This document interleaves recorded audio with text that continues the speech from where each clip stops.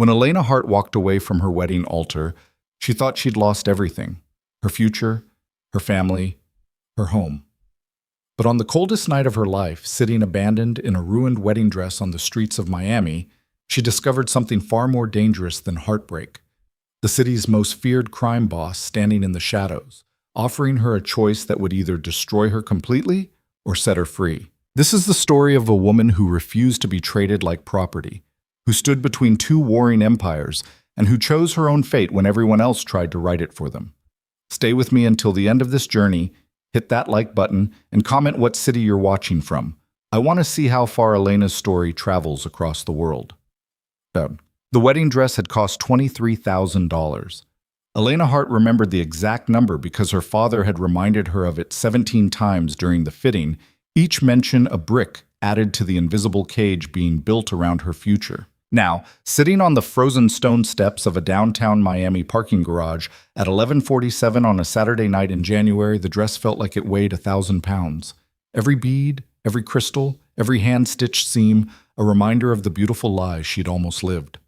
The temperature had dropped to 42 degrees, unseasonably cold for Miami, and Elena's breath came out in small white clouds that disappeared into the night. Her bare shoulders were covered in goosebumps, her skin turning purple-pink in the fluorescent security lights that hummed overhead. The train of her dress, once pristine ivory silk, was now gray with dirt and oil stains from the parking garage floor. She'd stopped caring about it 3 hours ago. 3 hours. That's how long it had been since she'd walked out of the street. Regis Hotel, past 500 gasping guests, past her sobbing mother and stone-faced father, past the ice sculptures and the 10-tier cake, and the chamber orchestra that had fallen silent mid-song. 3 hours since she'd discovered Marcus Chen, her fiancé of 2 years, the man she'd convinced herself to love, in a supply closet with her sister Vanessa, his hands tangled in her hair, her lipstick smeared across his mouth, both of them laughing like teenagers who'd gotten away with stealing something precious. They hadn't heard her approach. The door had been slightly ajar, and Elena had been looking for the wedding coordinator to ask about the timing of the first dance. Instead, she'd found her future crumbling in real time. "God, I can't wait until this circus is over," Marcus had said, his voice muffled against Vanessa's neck. "2 more hours of playing devoted groom, then we can go back to normal." Vanessa had laughed, that high, tinkling laugh that had always made Elena feel somehow less than. "She actually believes you love her. It's almost sad." Love? Marcus had pulled back, and Elena had seen his face clearly through the crack in the door. "I love her father's connections to the Port Authority. I love the fact that marrying a Hart gives me legitimacy with the city council. I love that this wedding contract gives me access to shipping routes my family's been trying to control for 20 years. But Elena?" He'd shrugged. "She's a means to an end, a very profitable end." Elena had stood frozen, her hand on the door handle, her brain trying to process words that made no sense. A contract. Shipping routes. Means to an end. "And when the contract expires?" Vanessa had asked, running her fingers down his chest. Marcus had smiled, that same smile he'd given Elena 1,000 times when he told her she was beautiful, that he couldn't wait to make her his wife, that they were going to build something meaningful together. "Standard business practice, sweetheart. When something stops being useful, you liquidate the asset and move on to better opportunities." That's when Elena had pushed the door open. The memory of what happened next was a blur of raised voices, Vanessa's fake tears, Marcus trying to spin a story about Elena misunderstanding what she'd seen. Her father had appeared, his face red with anger, not at Marcus, but at Elena, for causing a scene and jeopardizing a very important business arrangement. Her mother had begged her to just go through with the ceremony, to work out the details later in private, like civilized people. But something had broken inside Elena in that supply closet, some fundamental understanding of who she was and what she was worth. And when her father had gripped her arm and hissed, "Get back out there and smile or you'll destroy everything I've built," she'd looked him in the eye and said the first true thing she'd spoken in 2 years. "No." Then she'd walked out of the hotel, past the valet stand, down 3 blocks of Miami's financial district in her $23,000 dress and her 4-inch heels until her feet had started bleeding. She'd kicked off the shoes somewhere around the 2nd block. By the 3rd, she'd stopped feeling the cold. She'd ended up here, at this parking garage, because it was the first place she'd found with steps where she could sit down, and her legs had simply refused to carry her any further. That had been 3 hours ago, and in that time she'd watched the city move around her, cars passing, people laughing as they left bars and restaurants, the distant sound of music from the clubs on Ocean Drive. Normal life, continuing on as though her entire world hadn't just collapsed. Her phone had died an hour ago, which was fine because it had been vibrating nonstop anyway. 17 missed calls from her father, 32 texts from her mother, nothing from Marcus, which somehow hurt worse than everything else. Even her sister had texted once. "You're being dramatic. Come back and fix this." Fix this. As though the problem was Elena's reaction, not the betrayal itself. She pulled her knees up to her chest, trying to preserve what little warmth she had left, and stared out at the Miami skyline. Somewhere in one of those gleaming towers, Marcus was probably already working on damage control, spinning the story to make himself the victim. Somewhere else, her father was calculating how much money he'd lost on this failed merger. Because that's what it had been, really. Not a wedding, a merger. And Elena had been the contract neither party intended to honor. You know, most runaway brides end up in Las Vegas or Mexico. Parking garages are a less popular choice. The voice came from behind her, deep and smooth with the faintest trace of an accent Elena couldn't quite place. She didn't turn around. Some part of her brain registered that she should probably be afraid. Alone, vulnerable, dressed like an advertisement for Easy Target, but she'd used up all her fear in the last 3 hours. She had nothing left. "I'm not a runaway bride," she said to the night sky. "I'm just a bride who stopped running in the wrong direction." Footsteps approached, slow and deliberate, the kind of walk that belonged to someone who'd never hurried for anything in their life. Then a figure moved into her peripheral vision, and Elena finally looked up. The man was tall, 6'2", maybe 6'3", with dark hair that fell slightly into his eyes, and a face that looked like it had been carved from marble by someone who understood that beauty could be dangerous. He wore an expensive charcoal suit that fit him like it had been made specifically for his body, a black overcoat that probably cost more than her dress, and shoes so polished they reflected the security lights. But it was his eyes that caught her attention, gray like smoke, sharp and assessing, the kind of eyes that saw everything and revealed nothing. He was holding a steaming cup of coffee in one hand and what looked like a men's jacket in the other. "Dominic Vale," he said, not offering his hand, just acknowledging his own existence like it was a fact she should know. "And you're Elena Hart, though I'm guessing you're regretting that last name about now." Elena blinked. She knew that name. Everyone in Miami knew that name. Dominic Vale ran the city's most sophisticated criminal empire, shipping, real estate, import-export businesses that everyone knew meant drugs and weapons, and whatever else people with money and no morals wanted moved quietly from place to place. He was untouchable, invisible, and absolutely terrifying to anyone with sense. "I'm not interested in whatever you're selling," she said, her voice coming out more tired than afraid. "And I don't have anything worth taking. So unless you're here to kill me, which would honestly be a mercy at this point, I'd appreciate being left alone." Something flickered in his expression. Amusement, maybe, or surprise. He set the coffee down on the step beside her and draped the jacket over her shoulders. It was warm, cashmere, and smelled like expensive cologne and something darker, like wood smoke and whiskey. "Not selling anything," he said, sitting down 2 steps below her so he had to turn slightly to look at her face. "And definitely not here to kill you, though I'm concerned that you presented it as an option with such enthusiasm." He paused, studying her with those unsettling gray eyes. "I'm here because I was having dinner across the street, saw you sitting out here and thought, that's either the saddest art installation Miami's ever produced, or someone's having the worst night of their life." Despite everything, Elena felt a small broken laugh escape. "Art installation, that's one way to put it. What's another way?" She pulled his jacket tighter around her shoulders, absorbing the warmth like a lifeline. A very expensive mistake, realizing she's worth less than the shipping routes her marriage was supposed to secure. Dominic's expression didn't change, but something shifted in the air between them. "Marcus Chen," he said, and it wasn't a question. "I heard he was getting married tonight. Big society wedding, lots of important people. Very strategic alliance between the Hart family's legitimate port operations and the Chen family's less legitimate interests." You're well informed. I make it my business to know who's doing business in my city. He picked up the coffee and offered it to her. Drink this. Hypothermia isn't romantic, it's just stupid. And you don't strike me as stupid.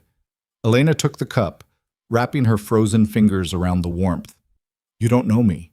I know you walked away from a wedding that was probably 5 years in the planning. I know you're sitting in a parking garage in January instead of on a honeymoon in Bali or wherever people like you go to pretend they're happy. And I know Marcus Chen is currently telling everyone at the St. Regis that you had a nervous breakdown and the wedding will be rescheduled once you've received proper medical attention. Elena's head snapped up. What? His exact words, according to my source, who's still at the reception. Dominic's voice was casual, but his eyes had gone cold. Apparently, you're fragile and overwhelmed by the pressure of joining two prominent families. Very sympathetic spin.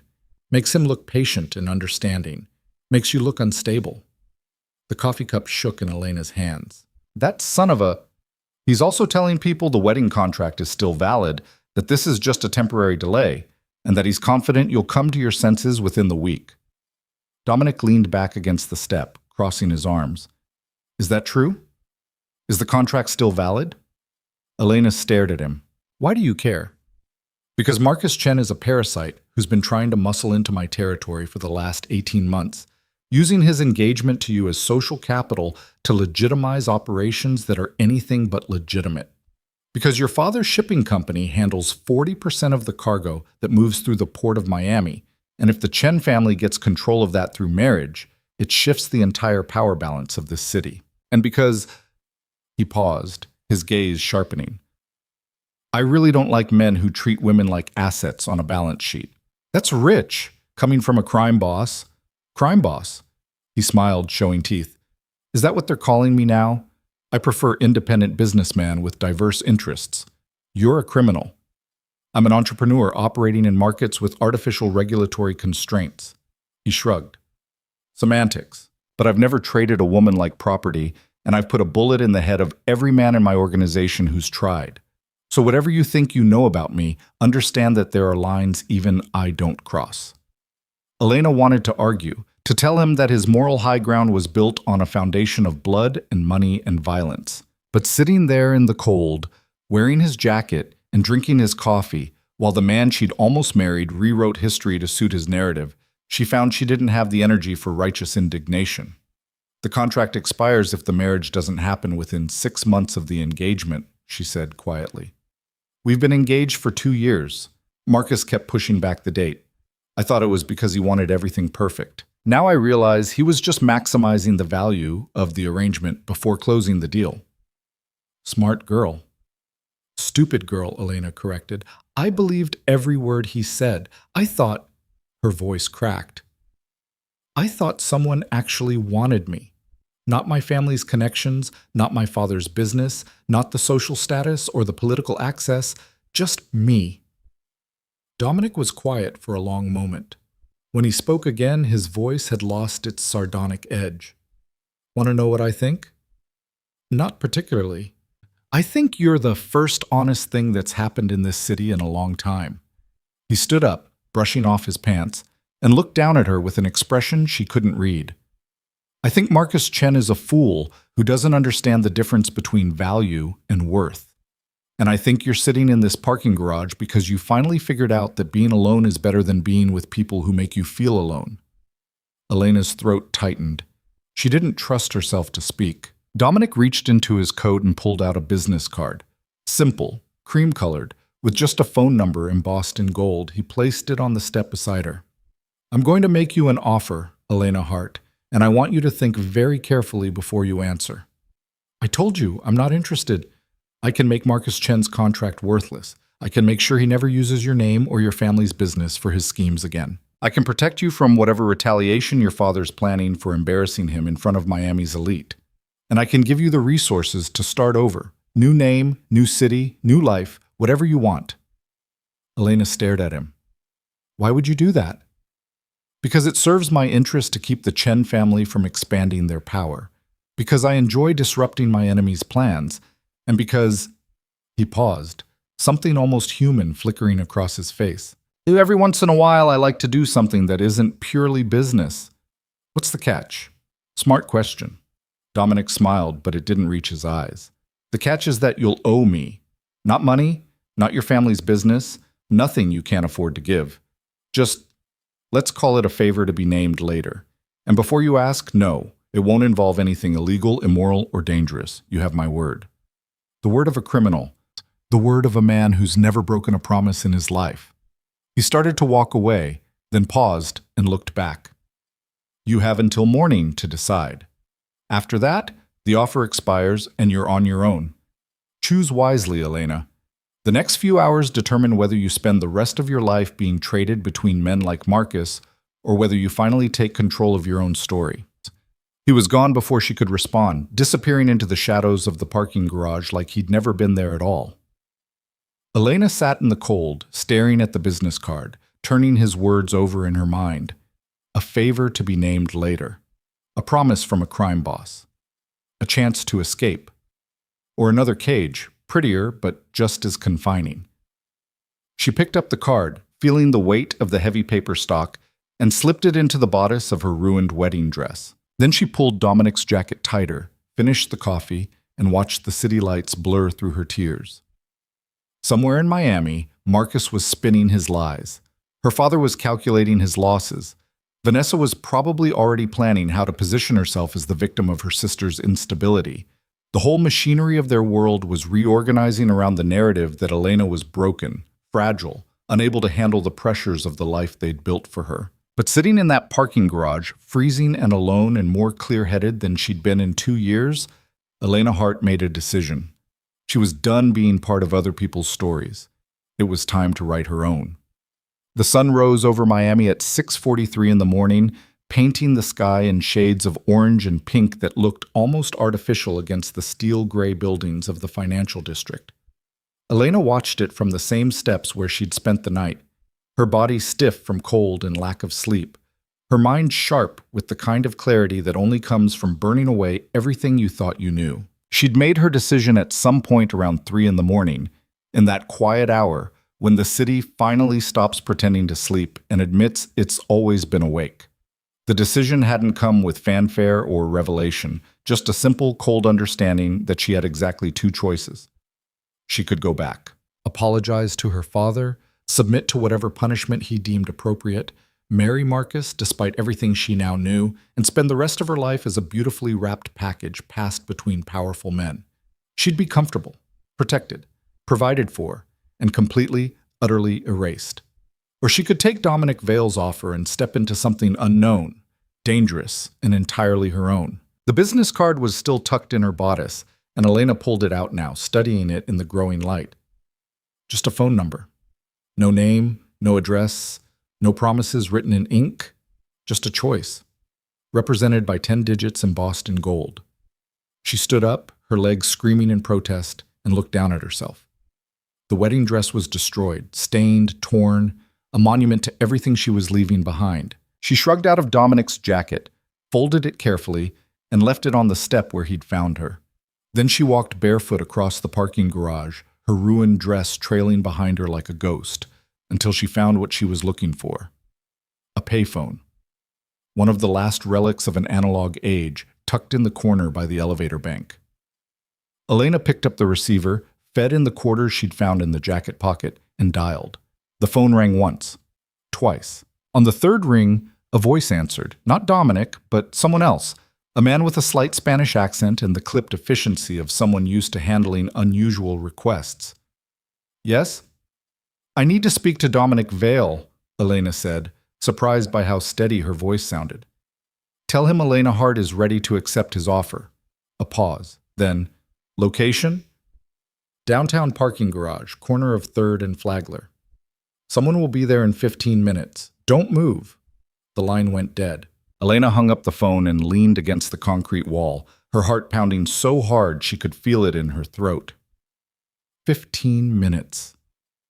15 minutes until her old life ended and something new began. She closed her eyes and thought about Marcus, probably still asleep in whatever hotel room he'd retreated to when the reception finally ended.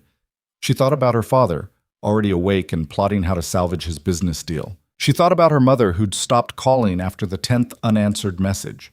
She thought about Vanessa, who'd taken what Elena had valued and treated it like a joke. And she thought about herself, the Elena who'd spent 2 years convincing herself that being chosen was enough, that being wanted for her utility was the same as being loved, that the cold feeling in her chest every time Marcus kissed her was just nervousness about the wedding, that Elena was gone now, left behind in a supply closet at the St. Regis Hotel. The Elena standing in this parking garage was someone different, someone who'd looked at the worst moment of her life and decided it was actually the first moment of her freedom. 13 minutes later, a black Mercedes pulled into the garage. Not ostentatious, not flashy, just expensive enough to indicate wealth without advertising it. The kind of car that moved through the city invisible and untouchable. The back door opened and Dominic Vale stepped out. He'd changed since last night, different suit, this one a shade of blue so dark it was almost black, paired with a crisp white shirt and no tie.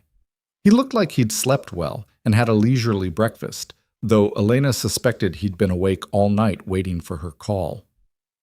"Elena Hart," he said, his gray eyes taking in her appearance without judgment. "You look terrible. You look exactly the same as you did 6 hours ago. It's annoying. I'll try to be more disheveled next time we meet." He gestured to the car. "Get in. We have a lot to discuss, and this parking garage is depressing." Elena didn't move. "I need to know something first." "Ask." "This favor you're going to ask for someday, will it hurt anyone?"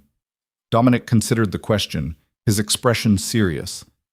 "Not anyone who doesn't deserve it." That's not reassuring. It's honest. He stepped closer, lowering his voice. "I'm not going to lie to you, Elena. I'm not Marcus, and I'm not your father. I won't tell you pretty stories to make you feel safe. What I will tell you is this. The favor I'll ask will be something only you can provide, something that requires your specific skills or position or knowledge. It won't compromise your safety. It won't violate your morals unless your morals include protecting men like Marcus Chen. And it won't turn you into something you're not." "How can you promise that when you don't even know what you'll ask for?" "Because I know who you are." He held her gaze. "You're the woman who walked away from everything when she realized it was built on lies. You're the woman who spent all night in the cold rather than compromise her dignity. You're the woman who's standing here in a destroyed wedding dress, asking the devil if he keeps his promises, instead of running back to the safety of a gilded cage." He smiled, sharp and knowing. "I'm not interested in breaking women like you. I'm interested in seeing what happens when you finally get a chance to be unbroken." Elena wanted to argue, to find the flaw in his logic, to protect herself from making another terrible mistake. But exhaustion and cold and the weight of the last 12 hours pressed down on her, and all she could think was that at least Dominic Vale's manipulation was honest. At least he wasn't pretending to love her while selling her future to the highest bidder. "Okay," she said quietly. "I accept your offer." Just like that. Just like that. She walked toward the car, her bare feet silent on the concrete. "But I have conditions." "I'm listening." Elena stopped at the open car door and looked back at him. "I don't want a new name or a new city. I want my life back. The one Marcus tried to steal. I want my reputation restored. I want everyone who's currently spinning lies about my breakdown to know the truth about what happened last night. And I want to watch Marcus Chen's world collapse the same way he tried to make mine collapse." Dominic's smile widened, genuine this time, touched with something that looked almost like admiration. "That's not starting over. That's scorched earth. Is that a problem?" "Not even a little bit." He gestured into the car. "Get in, Elena Hart. Let's go ruin some lives." She slid into the back seat, the leather cool against her bare legs, and Dominic got in beside her. The driver, a man with silver hair and the expressionless face of someone who'd seen everything and been surprised by nothing, pulled smoothly out of the garage and into the morning traffic. "Where are we going?" Elena asked. "My office. You need clothes, food, and about 12 hours of sleep, in that order." Dominic pulled out his phone and typed something quickly. "Then we're going to have a very detailed conversation about Marcus Chen's business operations, your father's shipping company, and exactly how we're going to dismantle everything they've built." "Just like that? You're going to destroy 2 of Miami's most powerful families." "I'm going to help you destroy them," Dominic corrected. "There's a difference. What I offer is resources, strategy, and protection. What you offer is insider knowledge, legitimate access, and the moral authority of being the wronged party. Together?" He looked at her, his gray eyes glinting with something predatory. "Together, we're going to remind this city that there are consequences for treating people like commodities." Elena leaned back against the seat, feeling the exhaustion finally catching up with her. "Why are you really doing this? And don't tell me it's just business strategy. You could achieve the same result a dozen different ways without involving me." Dominic was quiet for a moment, looking out the window at the city passing by. When he spoke, his voice had lost its calculated edge. 5 years ago, I was engaged to a woman named Isabella Cortez. Smart, beautiful, ambitious, everything I thought I wanted in a partner. What I didn't know was that her father had arranged the engagement as a way to infiltrate my organization. She was supposed to marry me, learn my operations, and then testify against me in a federal case that would have put me away for life. Elena's breath caught. What happened? She fell in love with me. His jaw tightened. Real love.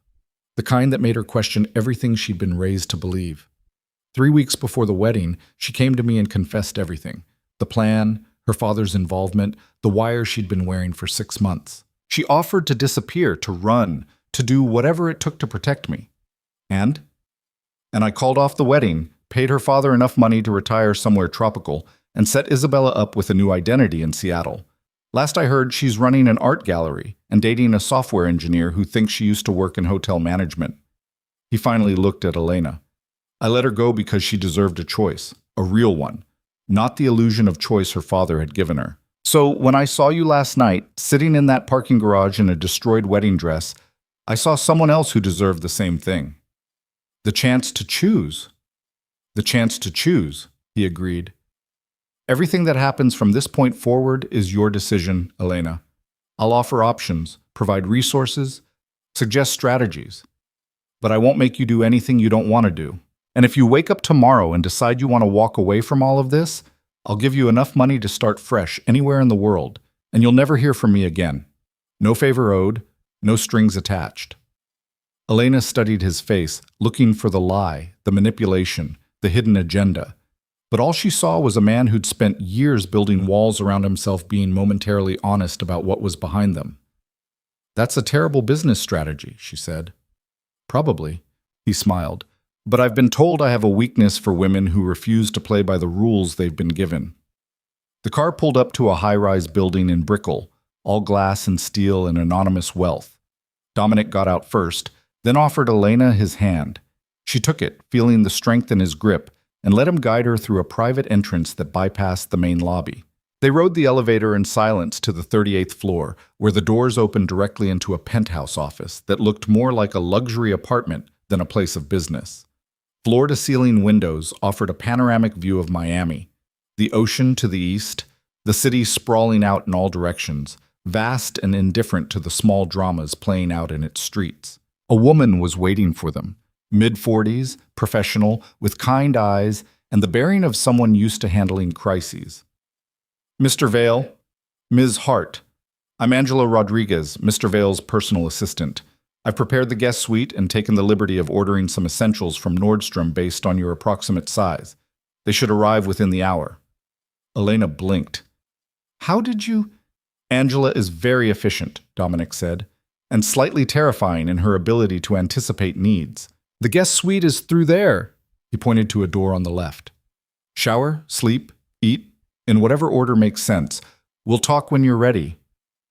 And if I'm not ready? If I change my mind? He met her eyes, and for a moment Elena saw something in them that looked almost like vulnerability. Then you change your mind. The door isn't locked. You're not a prisoner. You're a guest who's considering a very unusual business proposition. Angela cleared her throat delicately. I should mention that your father has called 17 times in the last hour. He's insistent about speaking with you. Elena's stomach clenched. What did you tell him? That you're unavailable and will return his call at your convenience. Angela's expression didn't change. He was not pleased. I imagine not. Elena looked at Dominic. He's going to come looking for me. Let him. There was steel in Dominic's voice now. Your father doesn't scare me, and neither does Marcus Chen. If they want to find you, they can make an appointment like everyone else. In the meantime, you're under my protection, which means you're untouchable." The word hung in the air between them. Protection. It could mean safety or ownership, sanctuary, or another kind of cage. Elena knew she was trading one form of dependence for another, swapping her father's control for Dominic's patronage. But at least this time, she was making the choice with her eyes open. "Okay," she said finally. "I'll stay, for now." "For now," Dominic agreed. He nodded to Angela. "Make sure she has everything she needs, and cancel my appointments for the rest of the day. I have some research to do on the Chen family's business operations." He disappeared into an inner office, leaving Elena alone with Angela, who smiled with professional warmth. "This way, Miss Hart. Let's get you out of that dress." The guest suite was larger than Elena's childhood bedroom, decorated in shades of cream and gray, with touches of blue that echoed the ocean outside. The bathroom alone was the size of her apartment, all marble and heated floors and a shower that looked like it could fit 6 people comfortably.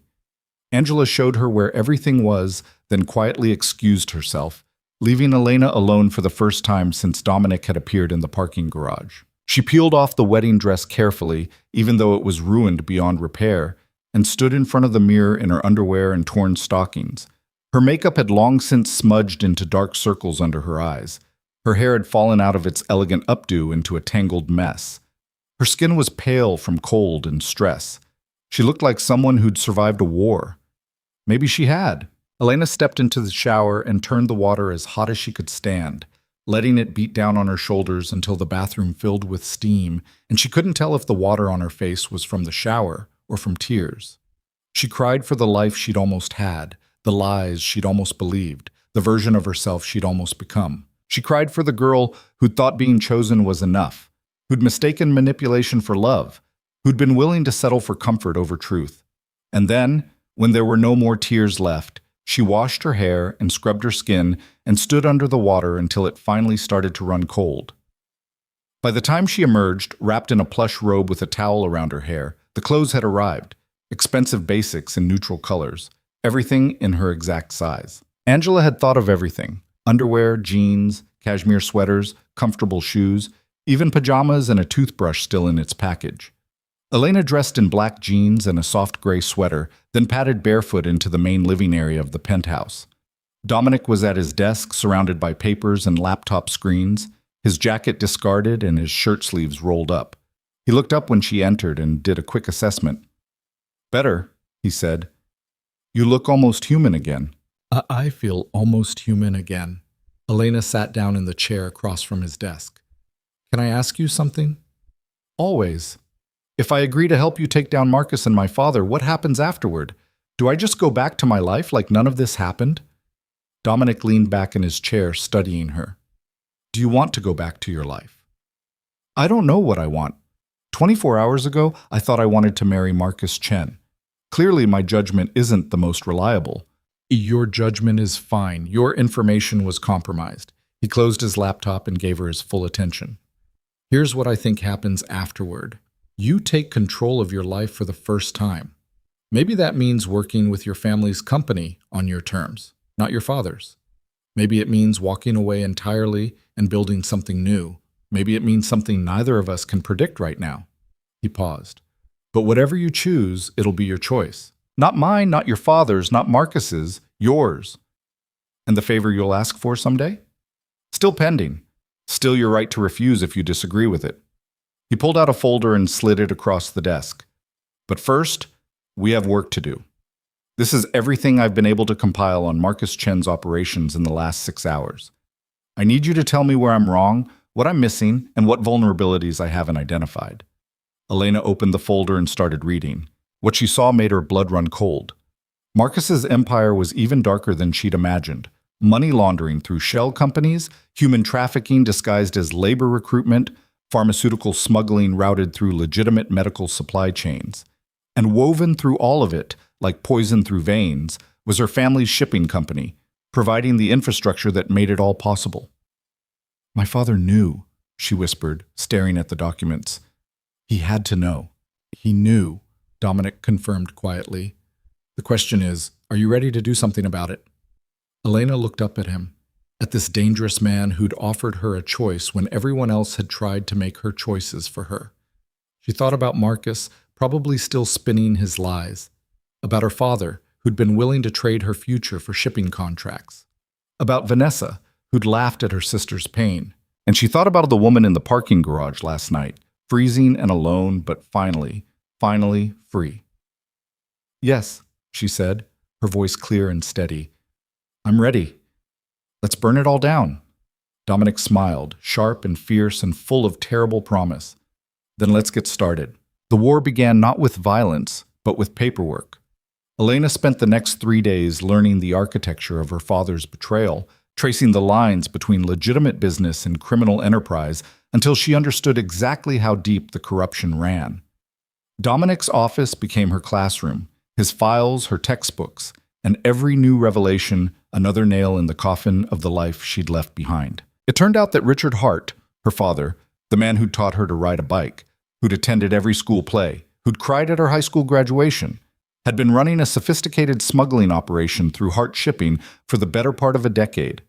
Legitimate cargo manifests hid containers filled with everything from black market pharmaceuticals to undocumented weapons. Port Authority inspections were conveniently scheduled around high-value shipments, and Marcus Chen's family had been positioning themselves to take over the entire operation through marriage, turning Elena into the ultimate Trojan horse. Look at this, Dominic said on the third afternoon, pointing to a spreadsheet on one of his monitors. Every major shipment that moves through your family's routes gets flagged here with a secondary code. The codes correspond to different categories of contraband. Your father's been documenting his own crimes like he's running a legitimate business. Elena leaned over his shoulder, scanning the columns of data. He always said proper records were the key to success. I guess I understand why now. If you're going to commit crimes, you might as well know exactly which crimes you're committing. Makes prosecution easier, though.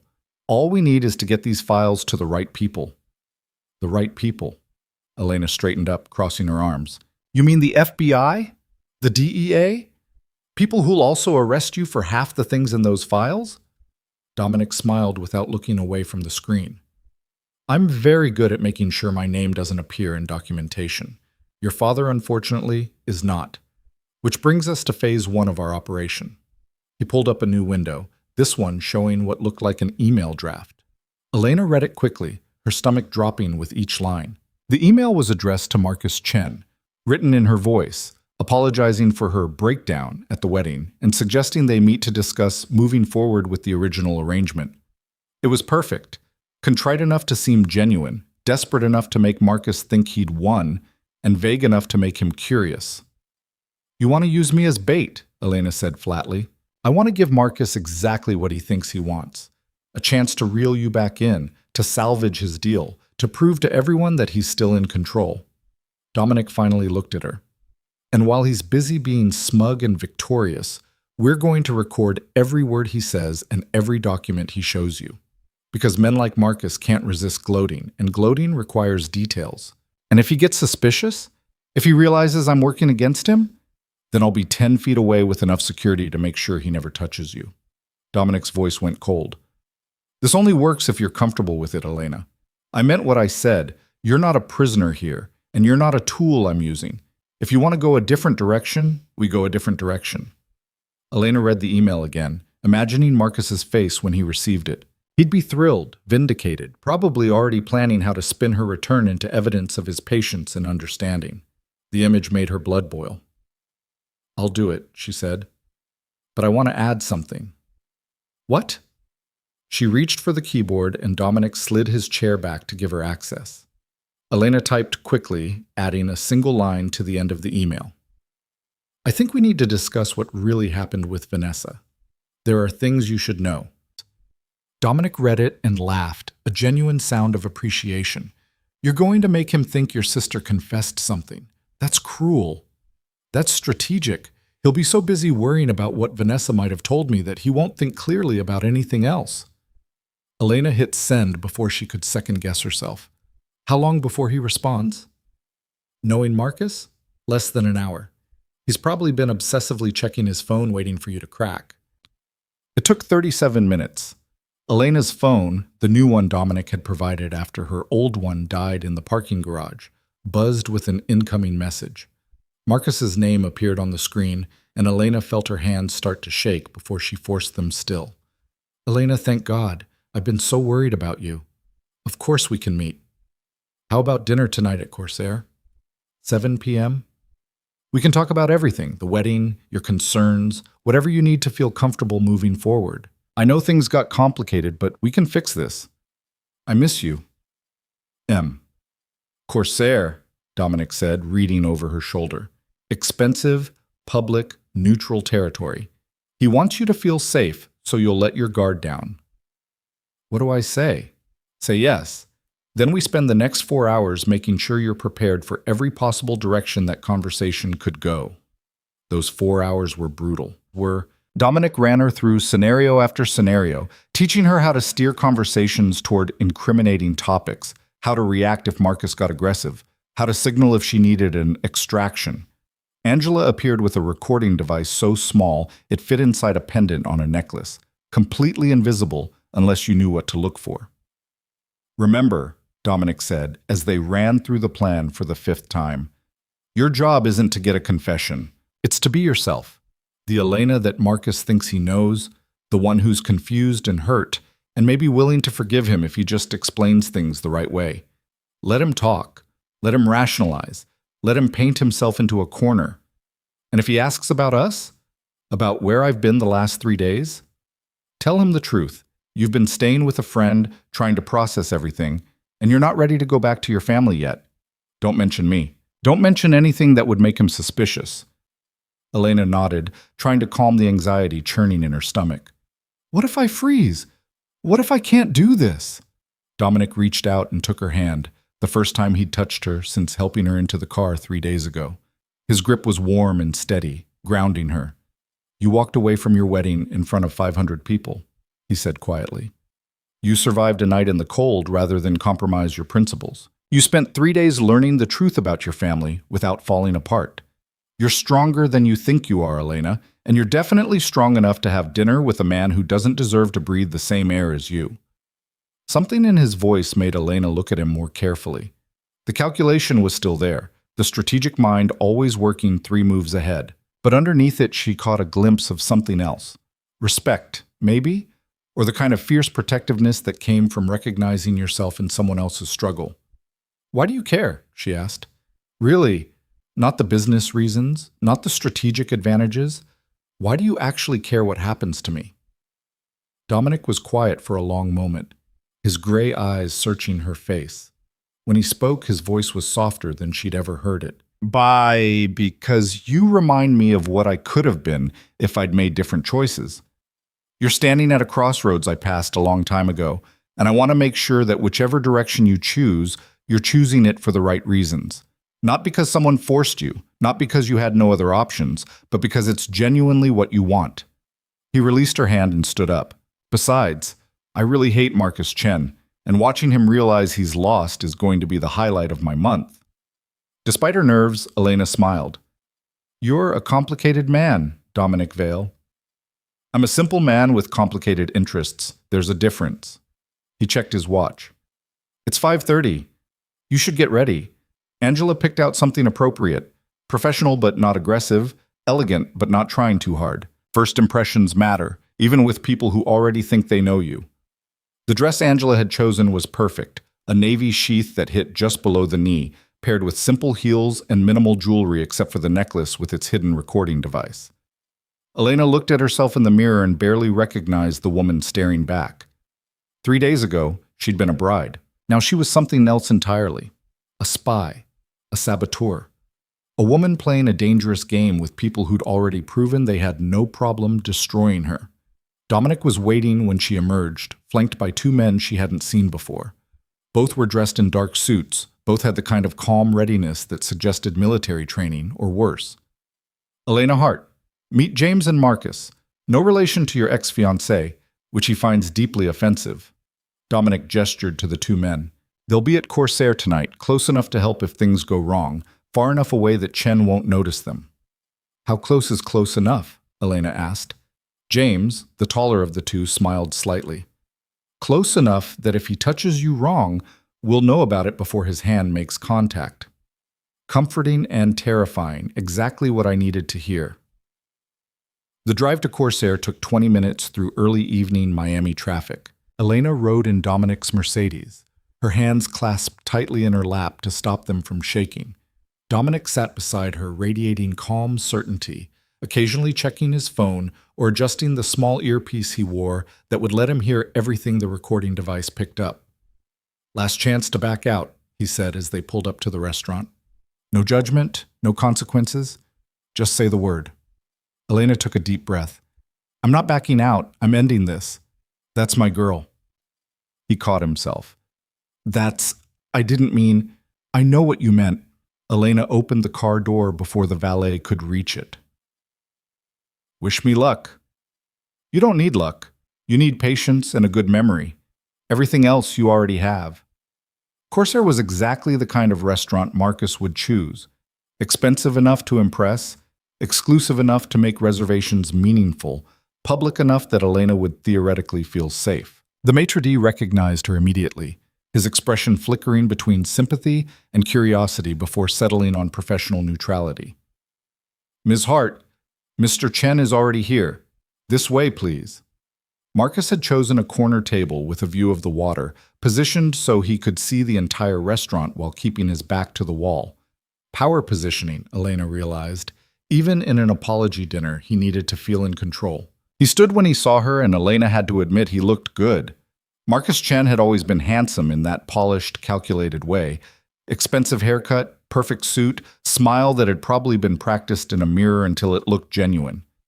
He'd taken off his jacket, rolled up his sleeves just enough to seem casual, and wore an expression of such profound relief that Elena almost believed it was real.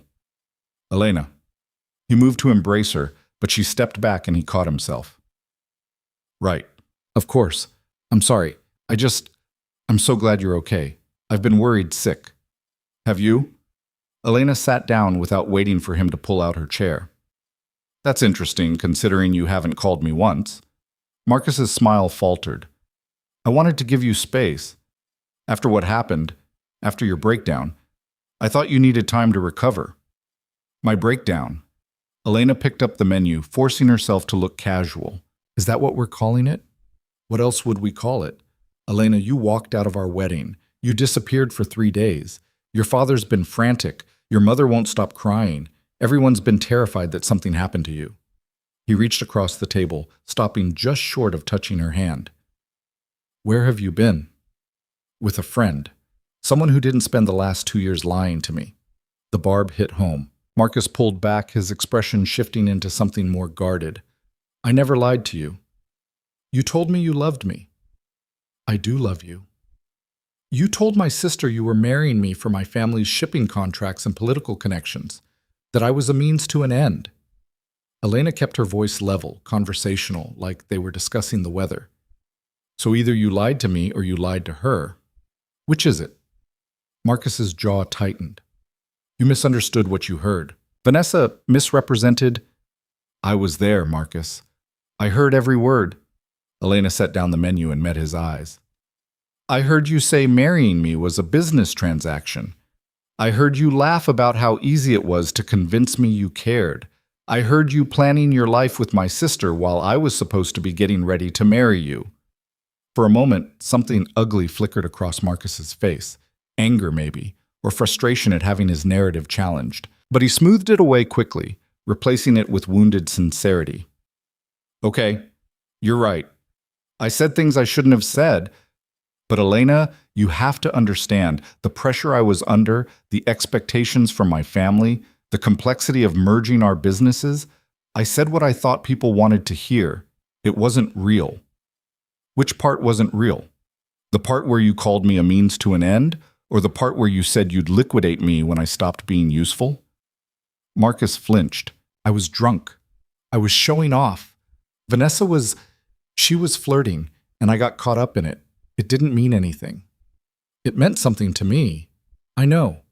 And I'm sorry. I'm genuinely, deeply sorry." He leaned forward, his voice dropping into that intimate register he'd always used when he wanted her to feel special. But think about what we built together. 2 years of partnership, of planning, of creating something meaningful. Are you really going to throw all of that away because of one stupid conversation?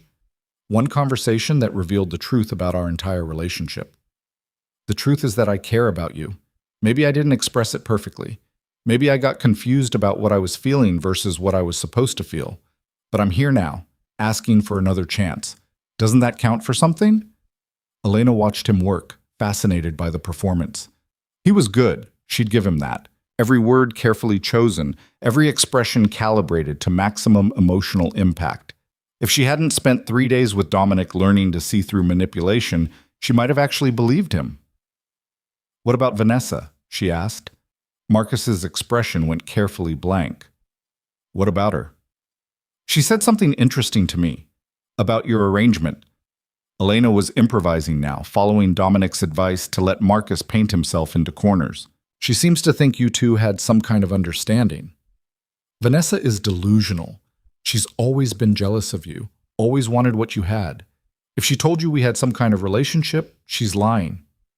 "I didn't say she told me you had a relationship. I said she mentioned an arrangement." Marcus opened his mouth, closed it, recalculated. "I don't know what you're talking about." "Don't you?" Because Vanessa was very specific about the timeline. About when your arrangement with me was supposed to transition into something else. About what happens after the merger is complete. Elena was making this up as she went, watching Marcus's face for confirmation. "She seemed to think she was going to be part of your future. Long term."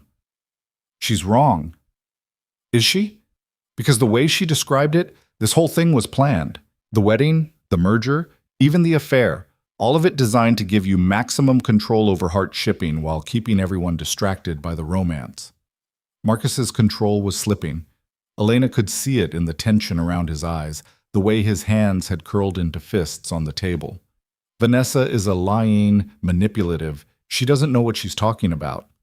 "Then explain it to me. Make me understand." Elena leaned forward. "Because right now it sounds like I walked away from a wedding that was designed to destroy my family's business and put you in control of half of Miami's port operations. It sounds like I was never a bride. I was a signature on a contract." "That's not—" Marcus stopped himself, visibly trying to regain composure. "Elena, you're upset. You're not thinking clearly. Let me take you home. Let's talk to your father together, and we can work all of this out like adults." "My father?" Elena laughed, sharp and bitter. "The man who sold me to you for shipping routes? That father? He made a business decision that benefited both families. That's not selling, that's strategic partnership," Elena finished. "Asset optimization? What's the corporate euphemism for treating your daughter like merchandise?" Marcus stood up abruptly, his chair scraping against the floor. Several nearby diners glanced over, and he forced himself to sit back down, lowering his voice. "You need to stop this. Right now. You're making a scene, you're embarrassing both of us, and you're jeopardizing very important business relationships." "I don't care about your business relationships." "You should. Because everything you have, your apartment, your credit cards, your car, all of it is tied to your father's company. And if you keep pushing this narrative that you were somehow mistreated, if you keep refusing to honor the commitments that were made on your behalf, there will be consequences." There it was, the threat underneath the apology, the iron fist inside the velvet glove. Elena felt the recording device warm against her skin and prayed it was catching every word. "What kind of consequences?" Marcus's smile turned cold. "The kind that happen when people don't understand how the world actually works. Your father has been very patient with your dramatics, but patience has limits. Come back, marry me like you agreed to, and everything goes back to normal. Keep fighting, and you'll discover exactly how quickly normal can disappear. You're threatening me. I'm explaining reality to you. There's a difference." He pulled out his phone and typed something quickly. "I've just texted your father. He'll be here in 15 minutes to take you home. I suggest you use that time to think very carefully about what you want your life to look like going forward." Elena's heart hammered against her ribs. This was spinning out of control faster than she'd anticipated. "And if I leave right now?" "Then you'll be making a very serious mistake. The kind that affects not just you, but everyone associated with you. Friends, employers, anyone who's helped you these last few days. They'll all become very interesting to certain people who ask very pointed questions. He was talking about Dominic without saying his name. Somehow Marcus knew she'd been with someone, and he was threatening them both. Elena stood up slowly, keeping her expression neutral even though fear was clawing at her throat. "I need to use the restroom." "Of course." Marcus's smile was all triumph now. "Take your time. I'll be here when you get back." "We both will be." She walked toward the back of the restaurant, her legs steady despite the adrenaline flooding her system. The restroom was down a short hallway, and Elena had just pushed open the door when a hand caught her elbow. She spun, ready to scream, and found herself looking at James, Dominic's security. "Change of plans," he said quietly. "Boss says you're done here. This way."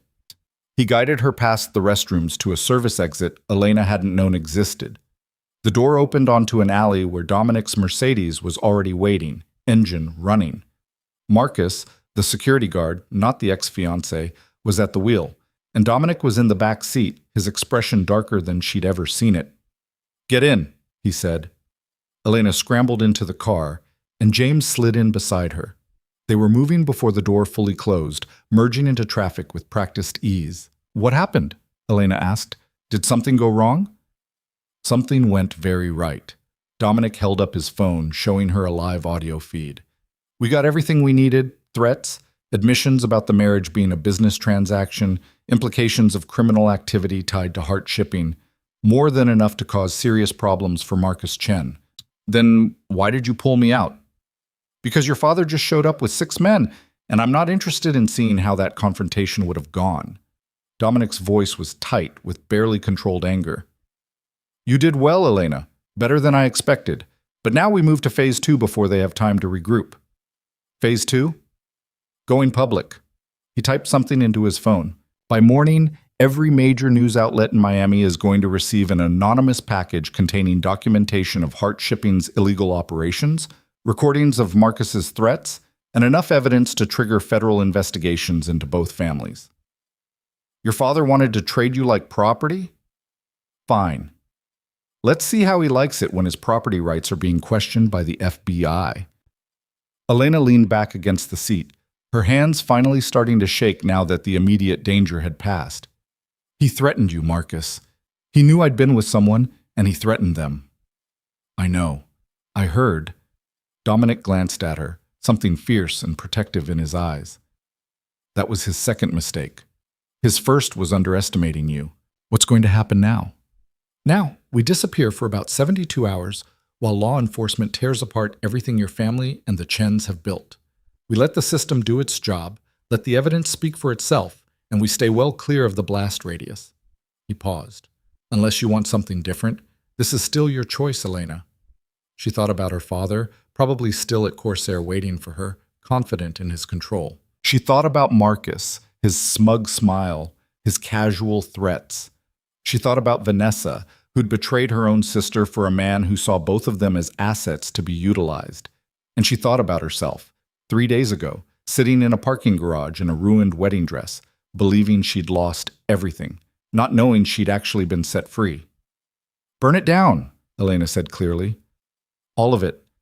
I want them to understand what it feels like when the ground disappears beneath your feet."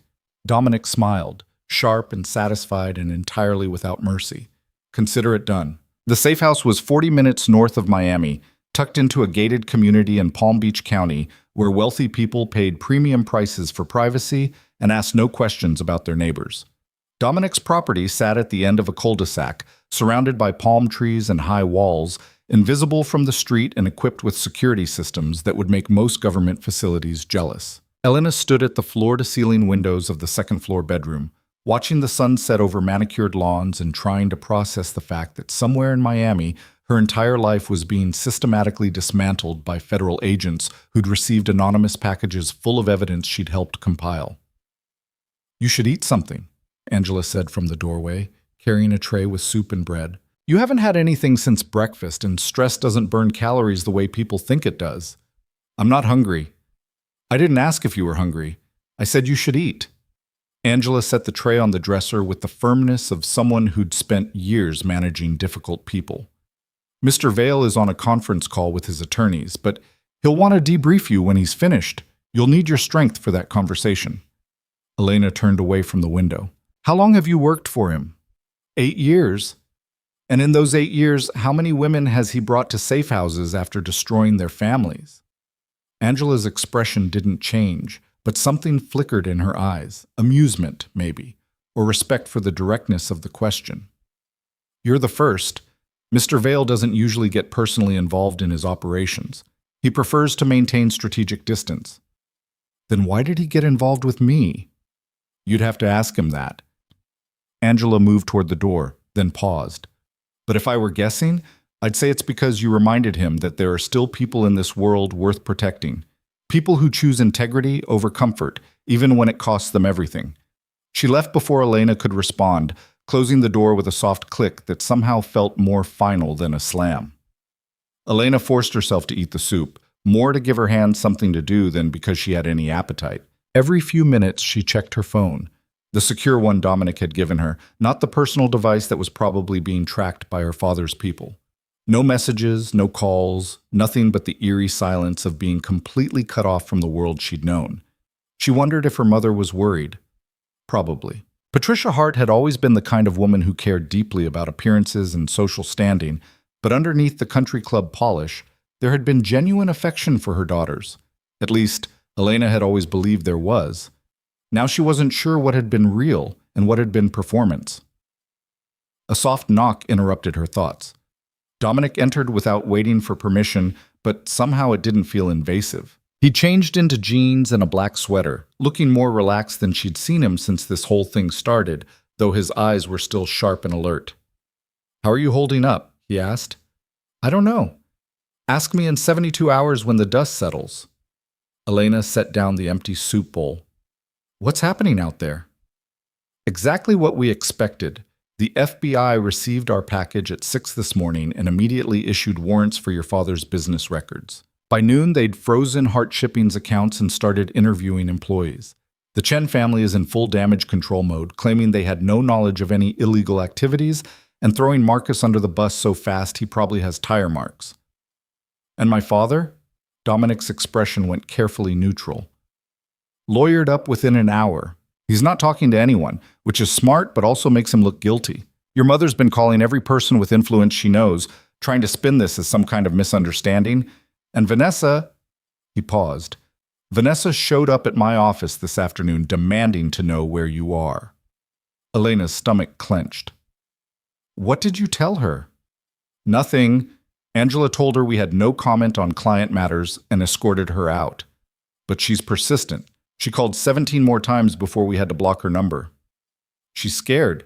She knows if this investigation goes deep enough, they'll find out she was involved with Marcus while he was engaged to me. That won't look good for either of them.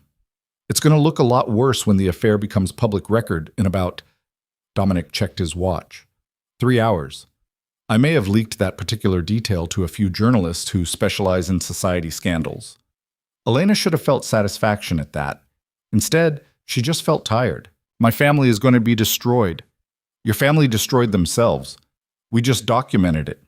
Dominic sat down on the edge of the bed, keeping a respectful distance. "Having second thoughts?"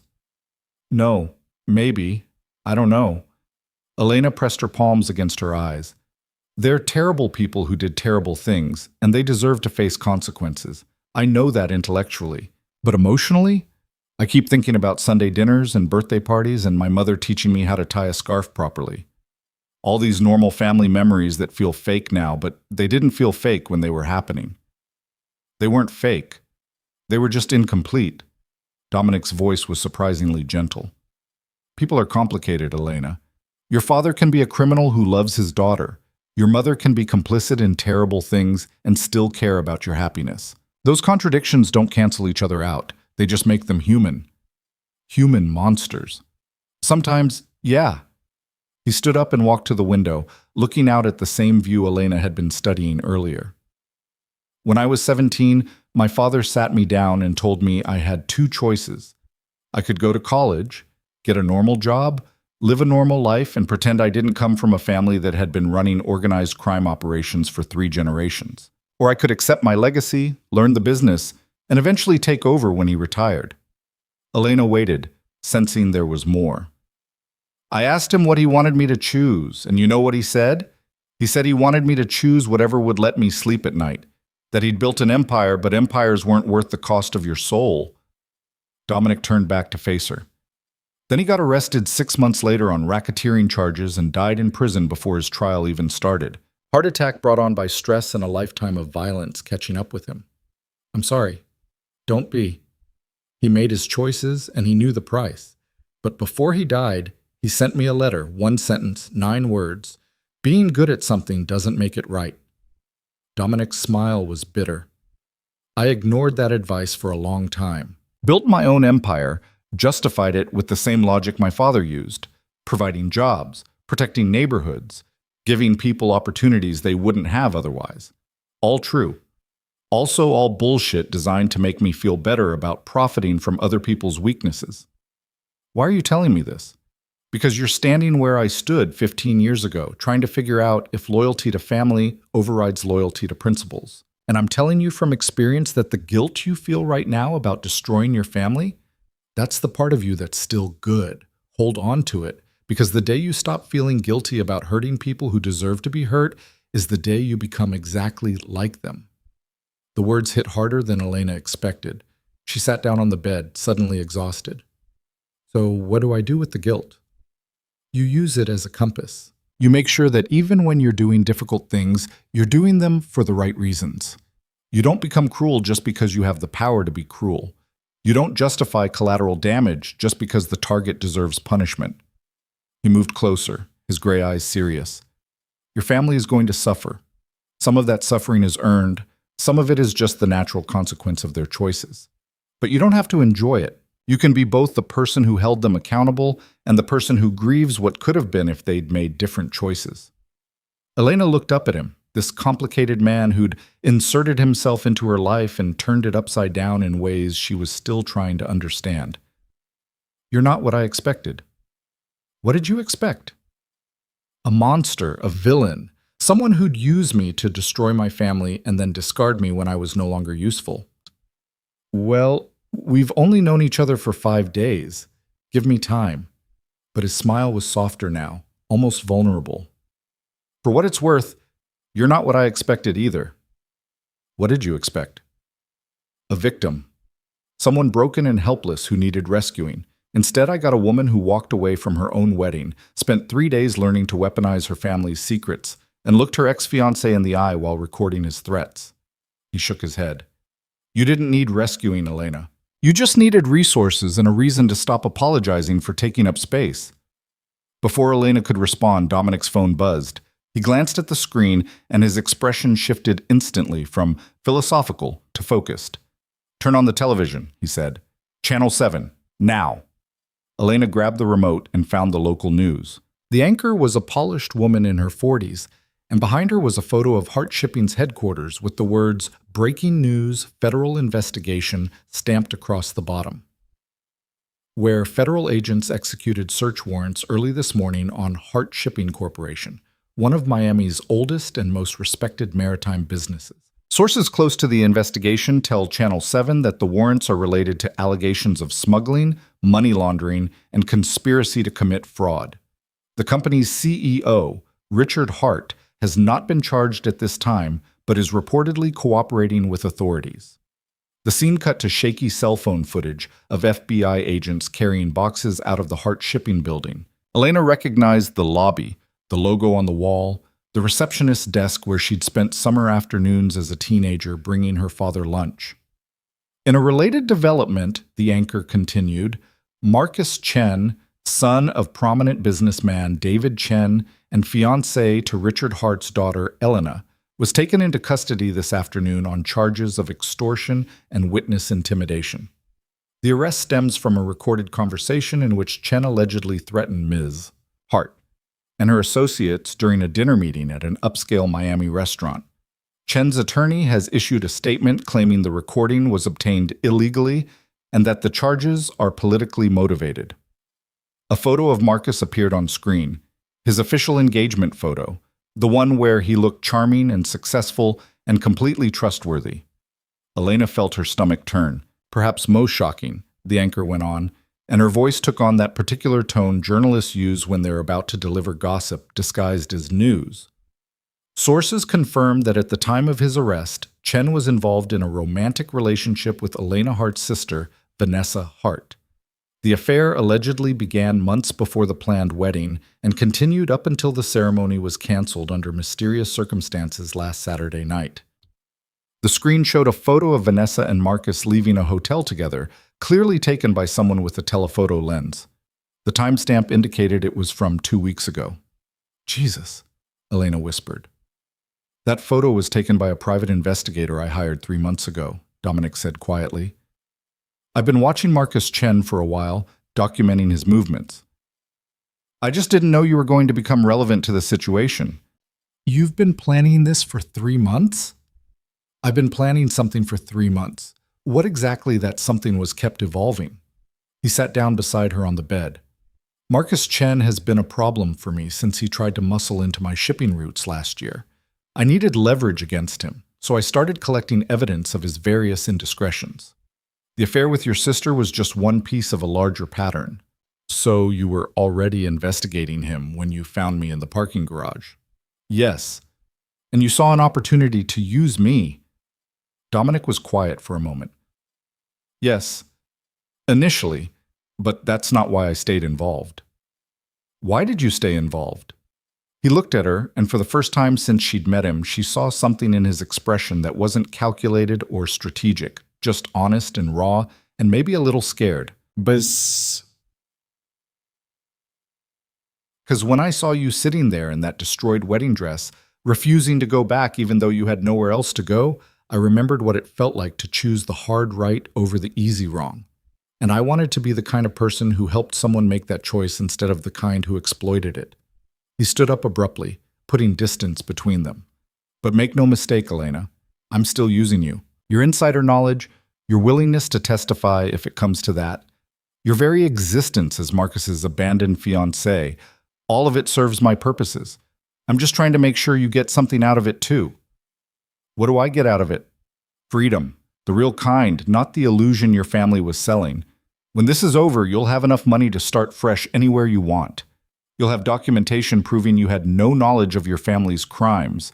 You'll have your life back, on your terms, with no one controlling your choices. He met her eyes. And you'll have whatever favor I eventually ask for, which I promise will be something you can live with.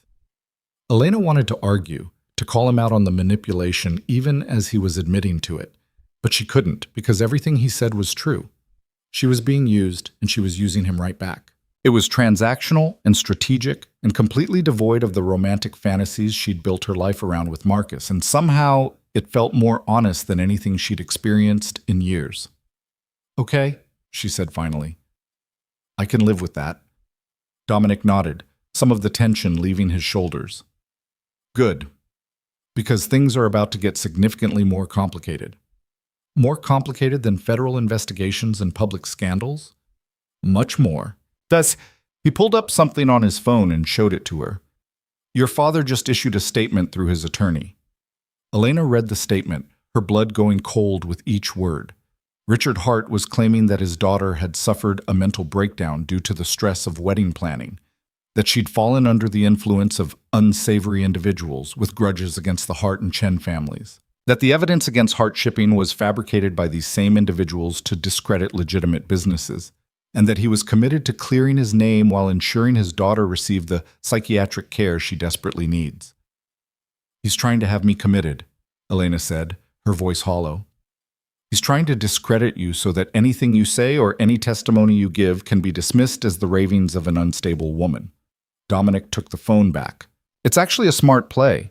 If he can establish a pattern of mental illness, suddenly all that evidence we compiled becomes questionable. Did you really overhear those conversations, or were you having paranoid delusions? Did Marcus really threaten you, or did you misinterpret a normal conversation through the lens of your breakdown? That's insane. I'm not mentally ill. You don't have to be mentally ill for the accusation to work. You just have to appear unstable enough that reasonable people have doubts. He started pacing, his mind clearly working through scenarios. Your father will find doctors willing to testify that you showed signs of instability. Your mother will tearfully confirm that you've been struggling with stress. Vanessa will probably claim you were always jealous of her, that you fabricated the affair because you couldn't handle the competition. So what do? We get ahead of it. Tomorrow morning, you're going to give an interview to a journalist I trust. You're going to tell your story, all of it. The arranged marriage, the affair, the threats, everything. You're going to be calm, articulate, and completely credible. And you're going to make it very clear that you're not a victim having a breakdown. You're a woman who discovered the truth and had the courage to act on it. Elena felt panic rising in her chest. I can't do a television interview. I'll fall apart. You won't. You'll be brilliant. Dominic stopped pacing and crouched in front of her, taking her hands.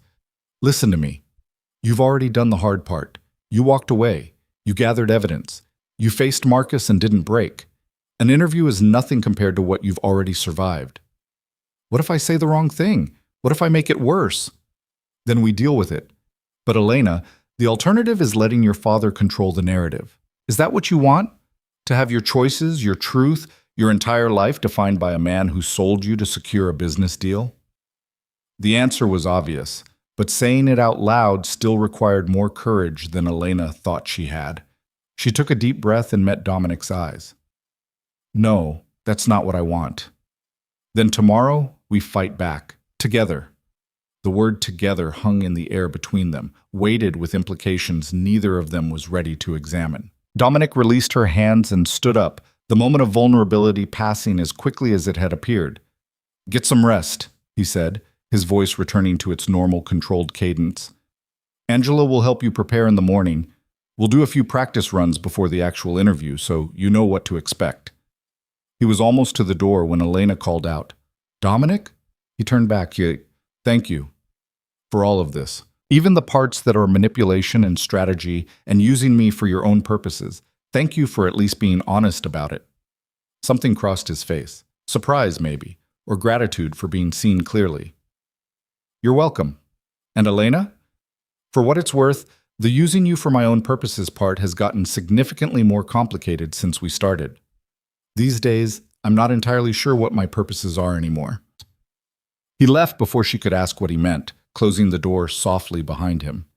Elena sat in the quiet room, listening to the distant sound of Angela moving around downstairs, the faint hum of security systems monitoring the perimeter, the whisper of her own breathing in the darkness.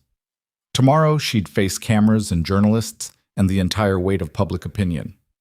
Tomorrow, she'd tell her story to strangers and hope they believed her instead of her father's carefully constructed lies.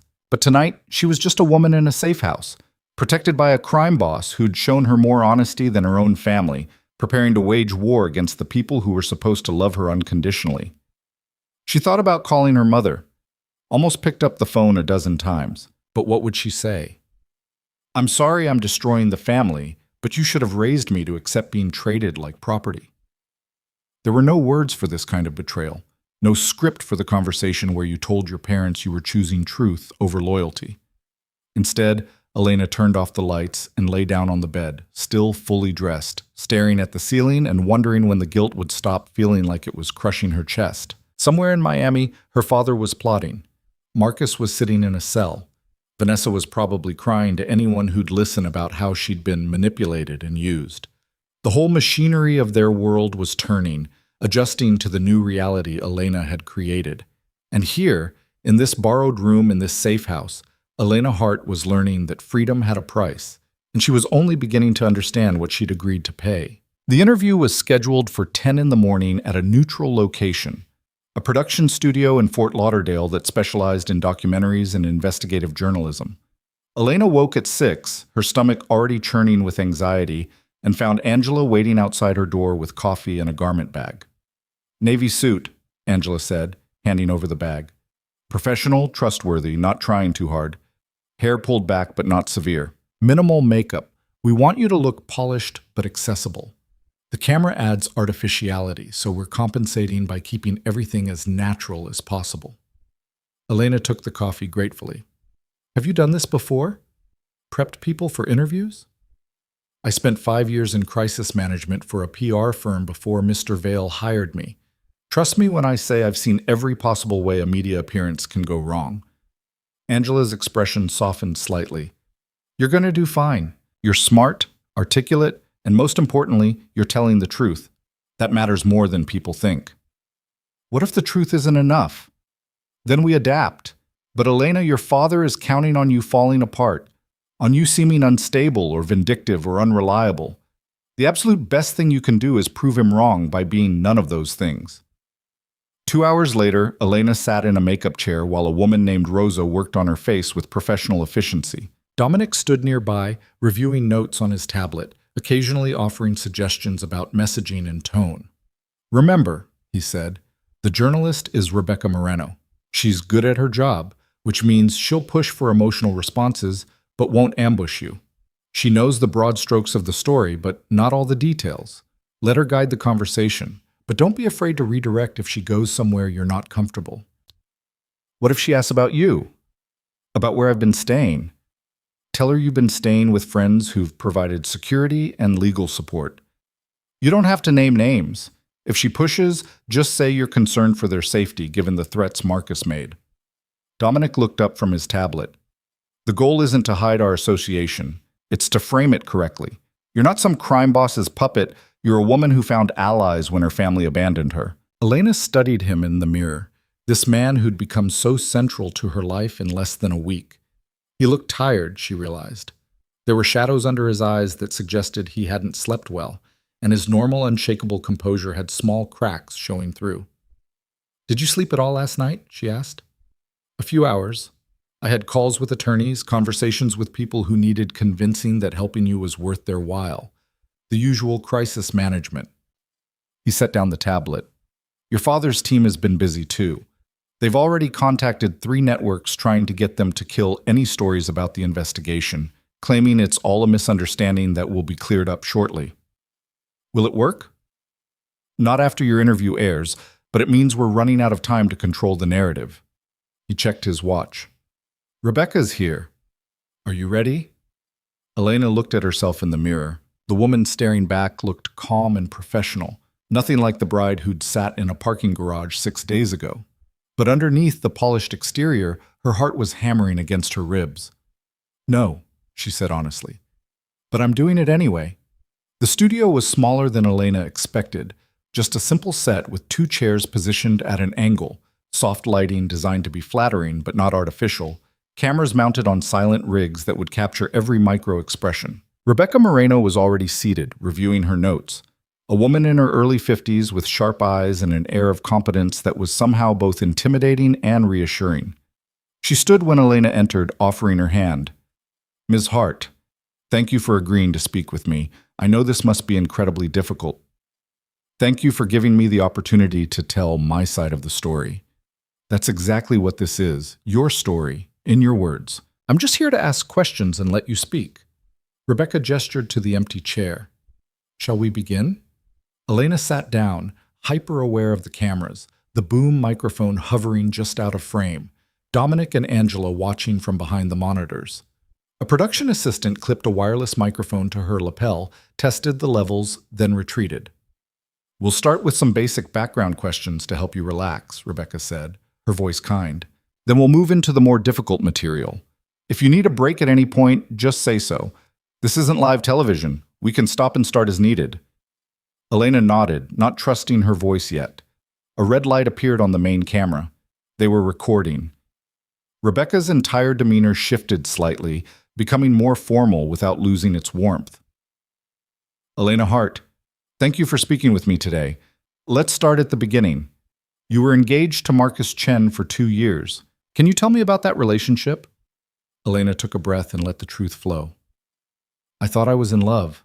Marcus was charming, successful, attentive, in all the ways that matter when you're young and looking for validation. He said the right things, introduced me to the right people, made me feel special. I didn't know until much later that I wasn't his girlfriend. I was his access point to my family's business." "When did you start to suspect something was wrong?" "There were small things that didn't add up. Conversations that ended abruptly when I entered a room.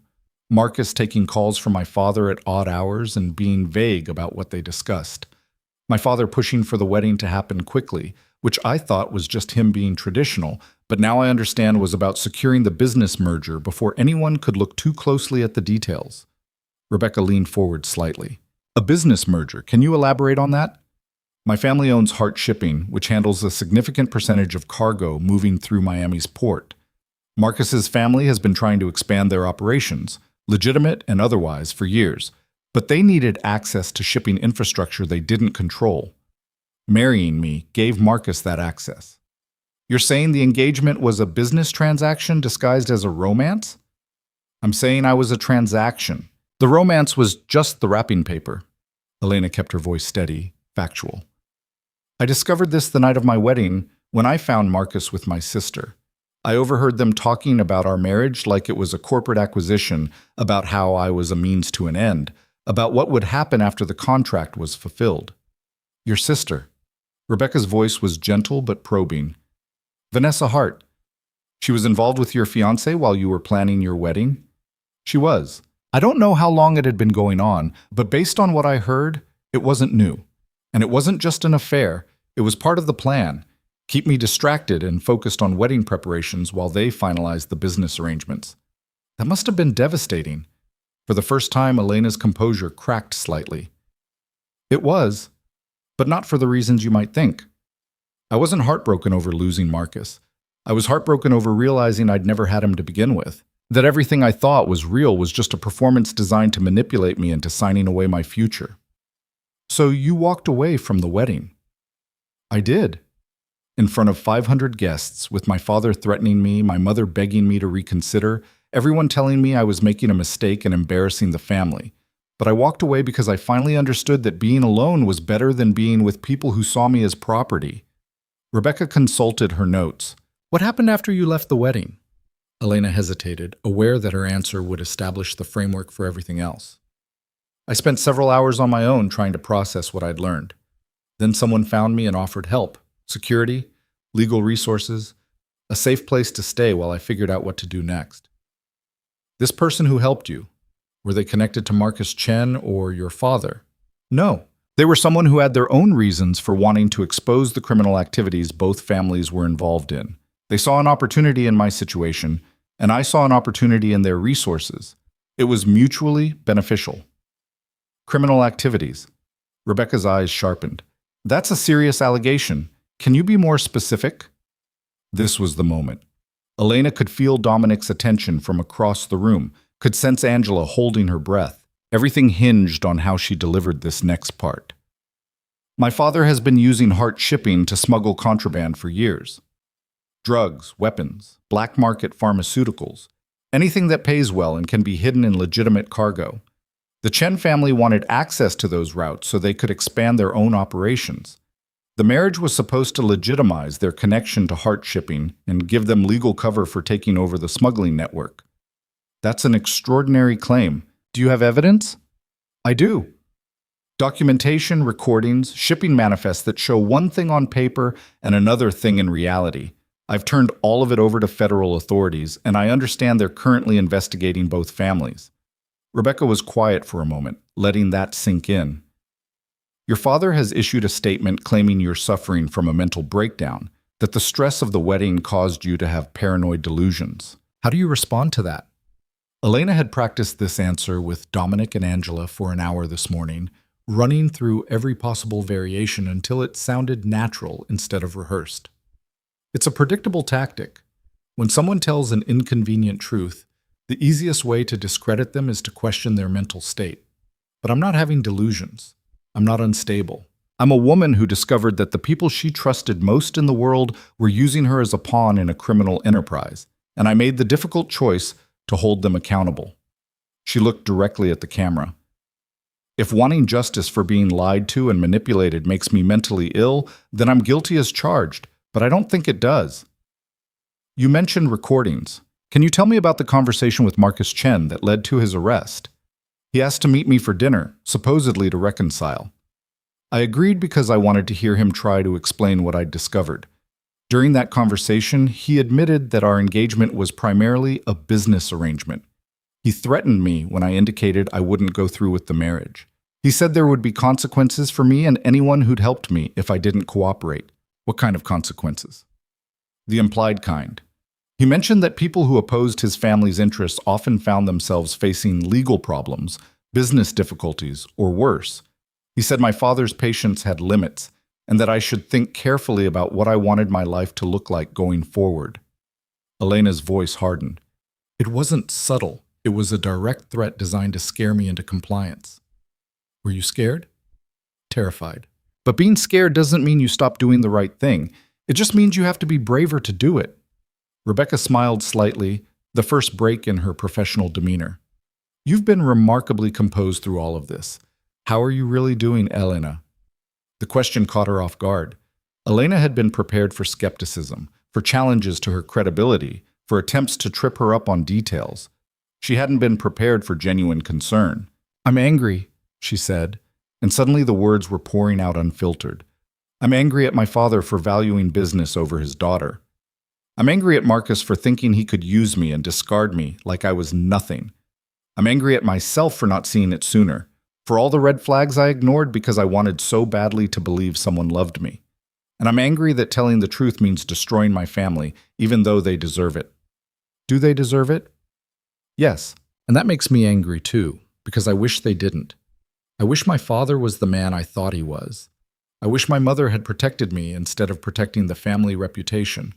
I wish Vanessa hadn't betrayed me for a man who was using her just as much as he was using me. Elena's eyes were burning, but she refused to cry on camera. I wish a lot of things, but wishes don't change reality, and the reality is that my family chose crime over integrity, and I'm choosing not to be complicit in that anymore. Rebecca was quiet, letting the emotion of that statement resonate. When she spoke again, her voice was softer. What happens now? After this interview airs, after the investigations conclude, where do you go from here? I don't know. For the first time in my life, I genuinely don't know what comes next, and that's terrifying and liberating in equal measure. Elena managed a small smile. But whatever it is, it'll be my choice. Not my father's, not Marcus's, not anyone else's. Just mine. One final question. If you could say something to young women who might be in similar situations, relationships that feel wrong, families that prioritize appearance over truth, pressure to conform to expectations that conflict with their values, what would you tell them? Elena thought about the girl she'd been a week ago, standing at an altar in a $23,000 dress, seconds away from making the biggest mistake of her life. She thought about all the small compromises, all the ignored instincts, all the times she'd talked herself out of what she knew in her gut was true. I tell them that the voice in your head that says something is wrong is usually right, even when everyone around you is insisting it's fine.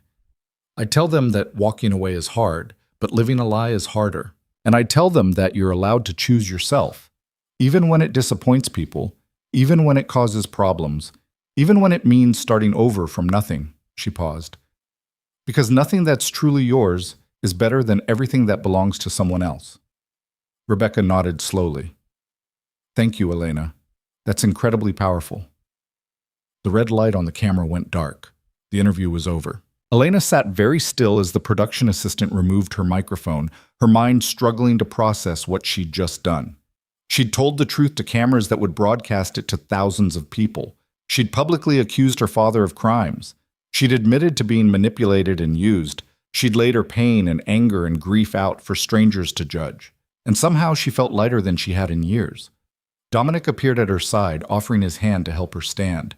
You were perfect, he said quietly. Exactly what we needed. I wasn't performing. Everything I said was real. I know, that's why it was perfect.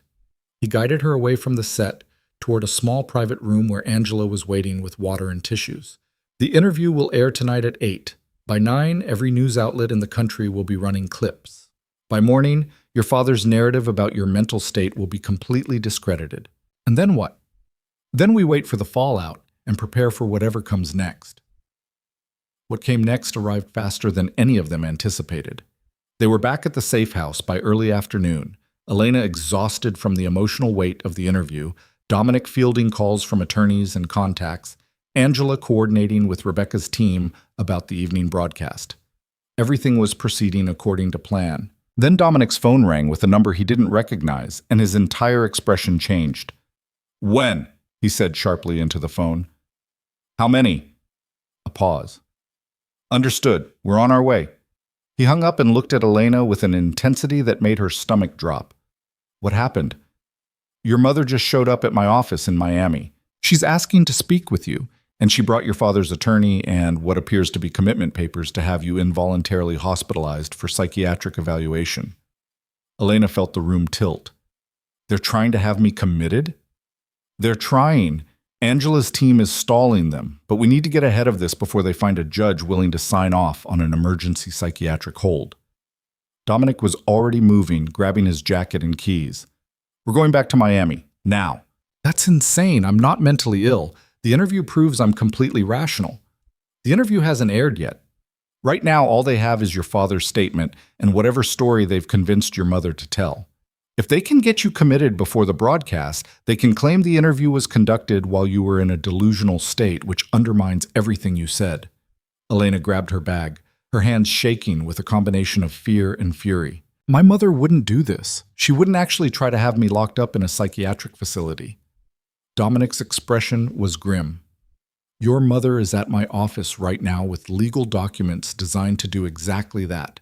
Whatever relationship you think you have with her, you need to understand that when it comes down to protecting you or protecting the family, she's already made her choice. The drive back to Miami took 35 minutes through midday traffic that seemed designed to maximize Elena's anxiety. She sat in the back of the Mercedes, watching the city approach through the window, trying to prepare herself for a confrontation with her mother that she'd never imagined having to have. Dominic's office building appeared ahead, its glass facade reflecting the afternoon sun. A small crowd had gathered outside. News vans, cameras, reporters who'd somehow gotten wind that something newsworthy was happening. Elena's stomach clenched. They know I'm here, she said. Good.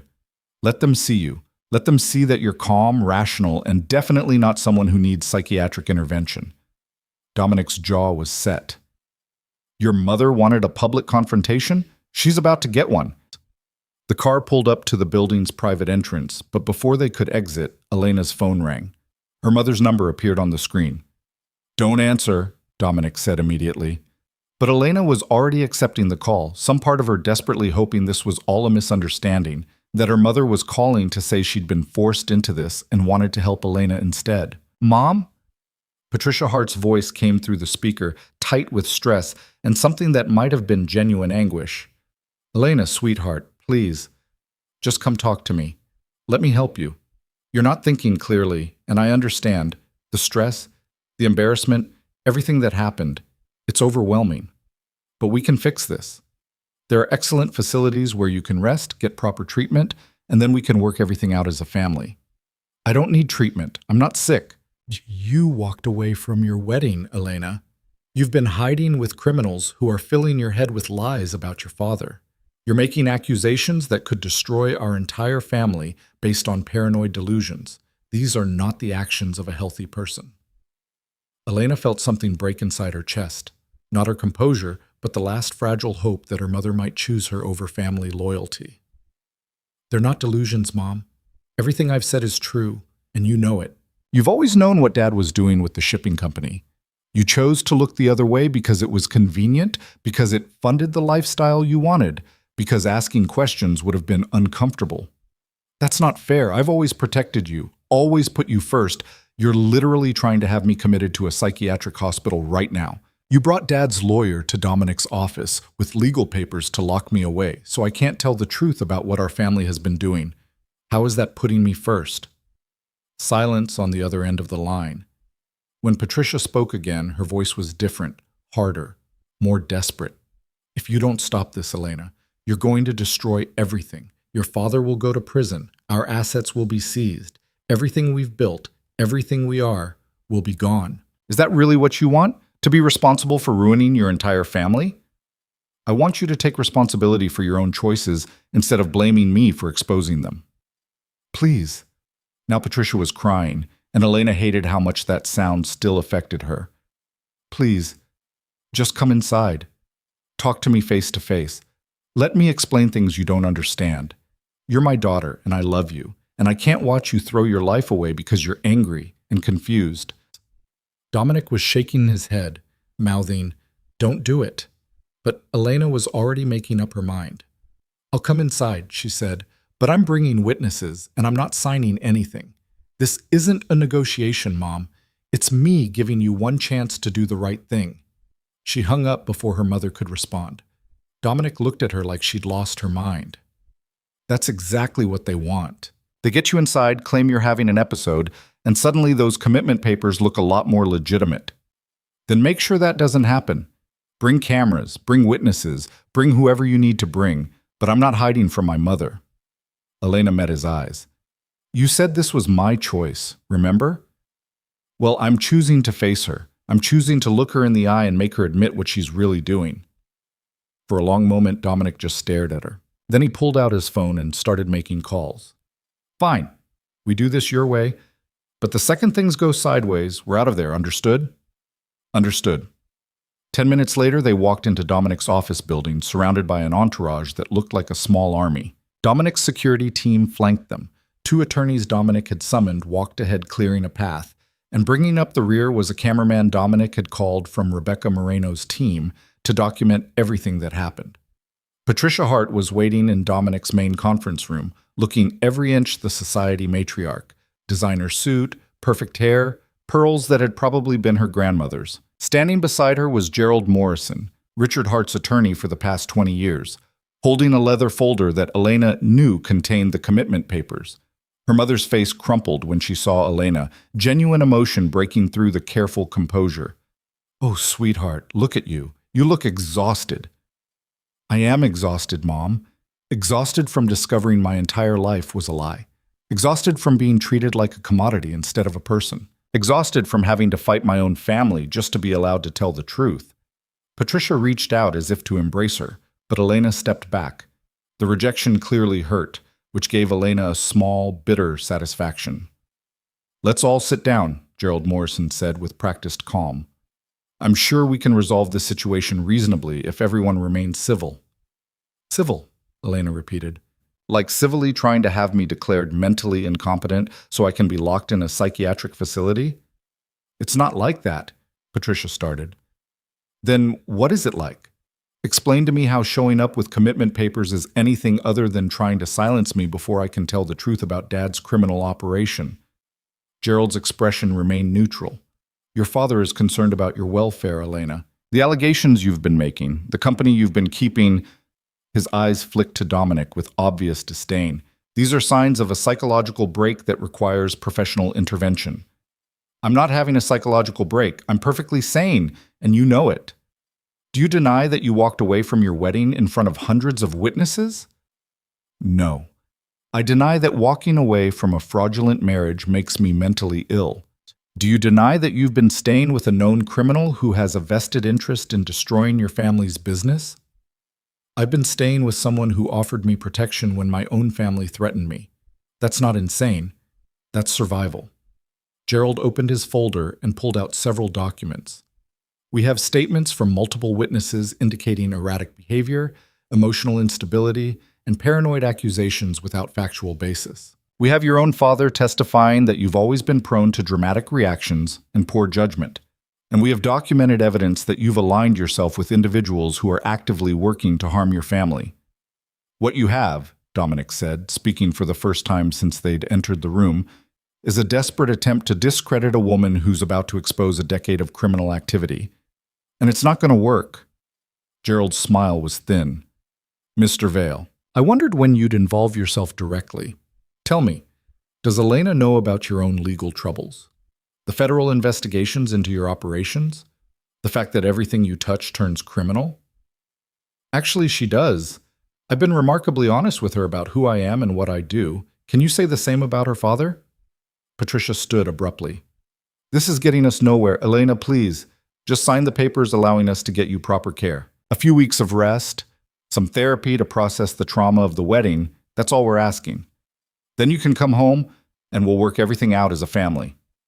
Elena looked at her mother, really looked at her, and saw the cracks in the facade, the fear in her eyes, the desperation in her voice, the way her hands trembled slightly even as she tried to project authority. Patricia Hart wasn't a monster. She was just a woman who'd spent her entire life prioritizing comfort over conscience, and now she was watching that choice destroy her daughter. I'm not signing anything, Elena said quietly. And I'm not coming home. Home is where people love you more than they love their secrets, and that's not what our house has been for a very long time. Elena, please, I did an interview this morning with Rebecca Moreno. It airs tonight at 8. In that interview, I explain everything. The arranged marriage, the smuggling operation, the threats, all of it. By 9 o'clock, everyone in Miami will know the truth about our family. Your commitment papers won't change that. They'll just make you look even more desperate and guilty. Patricia's face went white. You didn't. I did. And Mom? I meant every word I said. Dad is a criminal. You enabled him. Marcus used me. Vanessa betrayed me. And I'm done pretending any of that is acceptable just because we're family. The door to the conference room burst open, and Richard Hart himself strode in, his face purple with rage, 3 large men in suits flanking him like personal bodyguards. Enough, he roared. Elena, you're coming with me right now, and you're going to fix this disaster you've created. Sleep didn't come that night, and Elena was grateful for it. She needed the hours of darkness to prepare herself for what morning would bring, to rehearse the words that would either save her or destroy what little remained of her credibility. Angela had left talking points on the nightstand, key phrases, emotional beats, strategic pivots, but Elena pushed them aside. If she was going to do this, it would be in her own words, with her own truth, regardless of how messy or imperfect that truth might be. Dawn broke over Palm Beach County in shades of pink and gold that seemed absurdly beautiful given the circumstances. Elena showered and dressed in the outfit Angela had selected, a simple white blouse and navy pants that projected competence without arrogance, vulnerability without weakness. She barely recognized the woman staring back at her from the mirror. A week ago, she'd been a bride. Now she was a witness, a whistleblower, a woman about to tell the world that her family's empire was built on lies and violence. Dominic was already awake when she came downstairs, sitting at the kitchen island with 3 laptops open and his phone pressed to his ear. He held up one finger, finishing his conversation in rapid Spanish that Elena's high school education couldn't quite follow. When he hung up, he studied her with those sharp gray eyes that seemed to see everything. You ready for this? He asked. No, but I'm doing it anyway. That's the only kind of ready that matters. He poured her coffee from a French press, the gesture surprisingly domestic from a man who probably had people killed before breakfast. The interview is at 9. Jennifer Martinez is the journalist. She's tough but fair, and she hates corruption more than she likes sensational stories. She'll push you on the hard questions, but she won't try to trap you. What if my father shows up? What if he tries to stop this? He can't. The interview location is undisclosed, and we've got security that would make the Secret Service jealous. Your father doesn't even know you're in Palm Beach County. Dominic slid a folder across the counter. But you should know what he's been saying about you. Elena opened the folder and immediately wished she hadn't.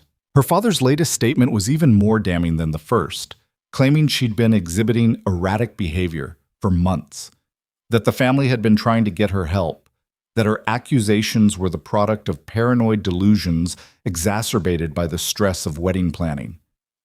He'd even found a psychiatrist willing to speculate on television about possible diagnoses, throwing around words like borderline personality disorder and psychotic break. He's destroying me, Elena whispered. He's trying to. There's a difference. Dominic closed the folder. But here's what he doesn't know. Last night, 3 of Hart Shipping's former employees came forward with their own stories about being pressured to falsify shipping manifests. 2 of them have documentation. One of them recorded conversations with your father where he explicitly discussed moving illegal cargo. Your father's narrative only works if you're the only person making accusations. Now you're not. Why would they come forward now? Because people talk, and word got out that there was an investigation, because some of them have been carrying guilt about what they were part of, and because, he paused, something almost sheepish crossing his face. I may have offered them witness protection and relocation assistance if they were willing to testify. You're buying witnesses. I'm protecting people who were coerced into criminal activity by a man with more power than conscience. There's a difference. He stood up, closing the laptops. Your father thought he could isolate you, make you look crazy, turn this into a case of one unstable woman versus an entire business empire. Instead, he's facing a chorus of voices all saying the same thing. He's done, Elena. He just doesn't know it yet.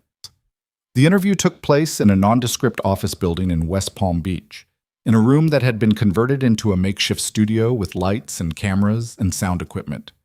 Jennifer Martinez was waiting when they arrived, a woman in her 50s with steel gray hair and the kind of direct gaze that suggested she'd heard every lie in existence and wouldn't tolerate another one. "Ms. Hart," she said, offering her hand. "Thank you for agreeing to speak with me. I know this can't be easy." Nothing about this week has been easy," Elena replied, surprised by how steady her voice sounded. "But it's necessary." They sat down in chairs positioned to face each other, close enough for intimacy, but far enough for professional distance. A makeup artist touched up Elena's face, and a sound technician clipped a microphone to her collar. Dominic stood in the corner of the room, his presence both comforting and slightly terrifying. A reminder that she wasn't alone, but also that this interview was part of a larger strategy she didn't fully control. "We're going to start with some basic questions to get you comfortable," Jennifer said, her voice kind but professional. "Then we'll move into the harder material. If you need a break at any point, just say so. This is your story, and we're going to tell it on your terms." The cameras started rolling, and Jennifer's entire demeanor shifted from sympathetic to journalistic. "Elena Hart, a week ago you were supposed to marry Marcus Chen, heir to one of Miami's most prominent business families, in what was being called the social event of the season. Instead, you walked out of your own wedding and disappeared. Can you tell me what happened?" Elena took a breath and began to speak. The words came easier than she'd expected, flowing out of some deep well of truth she'd been holding back for too long. She told Jennifer about finding Marcus and Vanessa together, about overhearing their conversation, about realizing that her entire engagement had been a business transaction disguised as romance. She explained how her father's shipping company had been central to the arrangement, how Marcus had wanted access to Hart Shipping's operations for purposes that had nothing to do with legitimate business. "When you say nothing to do with legitimate business, what do you mean specifically?" Jennifer asked. "I mean smuggling, money laundering, using my family's company to move illegal cargo through the port of Miami." Elena met the camera's gaze directly. "I didn't know about it before the wedding. I was kept in the dark, treated like a signature on a contract rather than a person with agency. But once I started asking questions, once I started looking at the evidence, it became impossible to ignore." "And your father's response to these questions?" "He tried to have me declared mentally incompetent so that anything I said could be dismissed as the product of a breakdown." Elena's voice hardened. "He chose protecting his criminal enterprise over protecting his daughter. That tells you everything you need to know about what matters to Richard Hart." Jennifer leaned forward.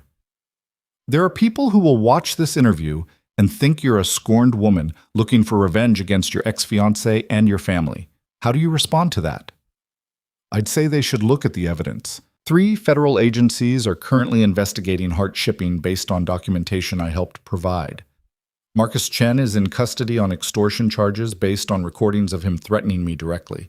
Multiple former employees have come forward with their own accounts of being pressured to participate in illegal activities." Elena paused, choosing her next words carefully.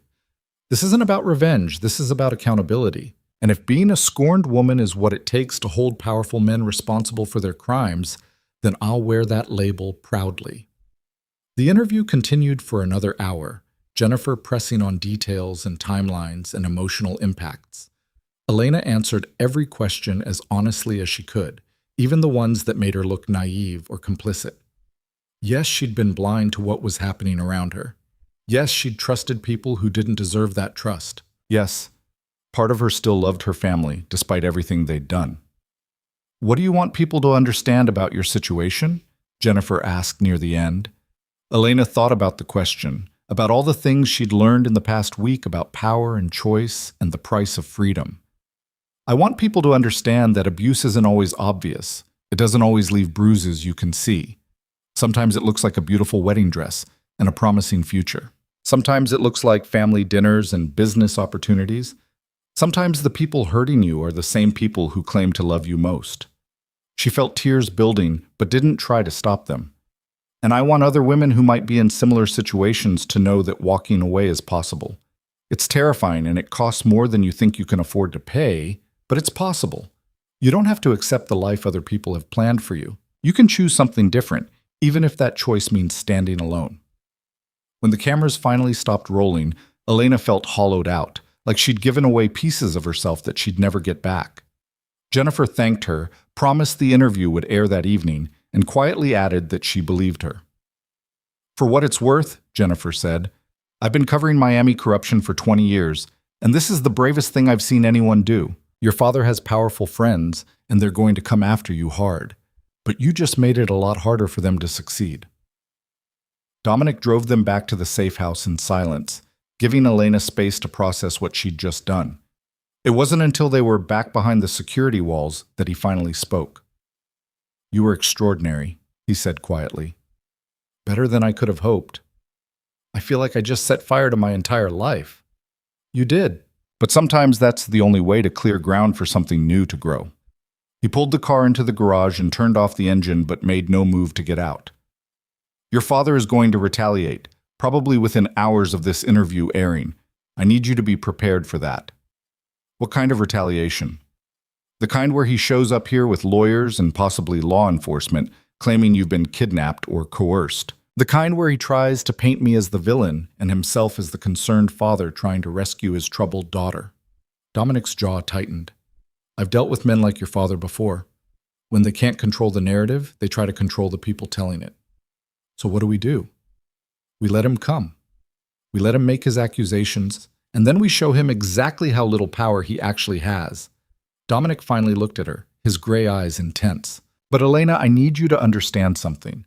Once your father shows up here, once he sees us together, he's going to assume the worst about our relationship. He's going to tell everyone who will listen that I manipulated you, seduced you, turned you against your family, and there's nothing we can do to stop that narrative except live through it." Will people believe him? Some will. The ones who want to believe that women can't make their own decisions, that we're all just pawns being moved around by more powerful players. But the evidence doesn't care what people believe. The documentation doesn't change based on who's sleeping with whom. And by the time this is over, your father's opinion won't matter to anyone except his cellmate.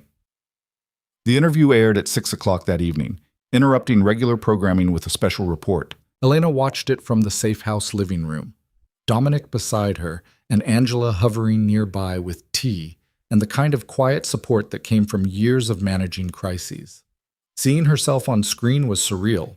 This woman who looked composed and credible, who spoke clearly about corruption and betrayal, who cried at appropriate moments but didn't fall apart. She barely recognized herself. Within 20 minutes of the broadcast ending, Elena's phone started ringing. The old phone, the one she'd turned off days ago, but hadn't been able to throw away. She powered it on and watched as notifications flooded in. Messages from friends, former colleagues, people she hadn't spoken to in years. Most were supportive.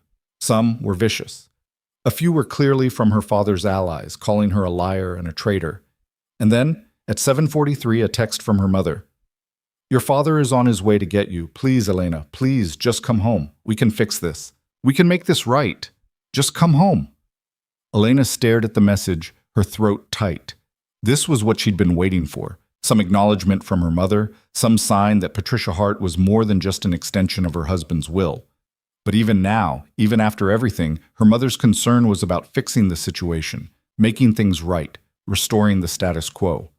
Not about whether Elena was safe or happy or free. "He's coming," Elena said, showing Dominic the text. "I know. He left Miami 40 minutes ago. I've been tracking his car since he got on I-95. Dominic stood up, rolling his shoulders like a fighter preparing for a bout. "Security is ready. Angela has the police on speed dial in case he tries anything stupid, and you have a choice to make." "What choice?" "Whether you want to see him, whether you want to hear what he has to say, or whether you want me to turn him away at the gate and handle this without you." Dominic's voice was gentle. "Either option is valid, Elena. You don't owe him a conversation just because he's your father." Elena thought about that. About Richard Hart arriving in his expensive car with his expensive lawyers, expecting his daughter to fold under the weight of his authority the way she'd folded her entire life. She thought about all the times she'd swallowed her own opinions to keep the peace, all the times she'd made herself smaller to fit into the spaces her family had carved out for her. And she thought about the woman in that interview, the one who'd looked straight at the camera and said that walking away was possible, that you didn't have to accept the life other people planned for you. I'll see him, she said, but on my terms, in a place where I feel safe, with witnesses present. He doesn't get to intimidate me in private anymore. That's my girl. Dominic caught himself just like he had before. Sorry, I know what you meant. And this time, Elena found she didn't mind the possessive phrase. It felt different coming from Dominic than it had from Marcus. Less about ownership and more about partnership, belonging. Something she couldn't quite name, but that felt honest in a way nothing else in her life had felt for a very long time.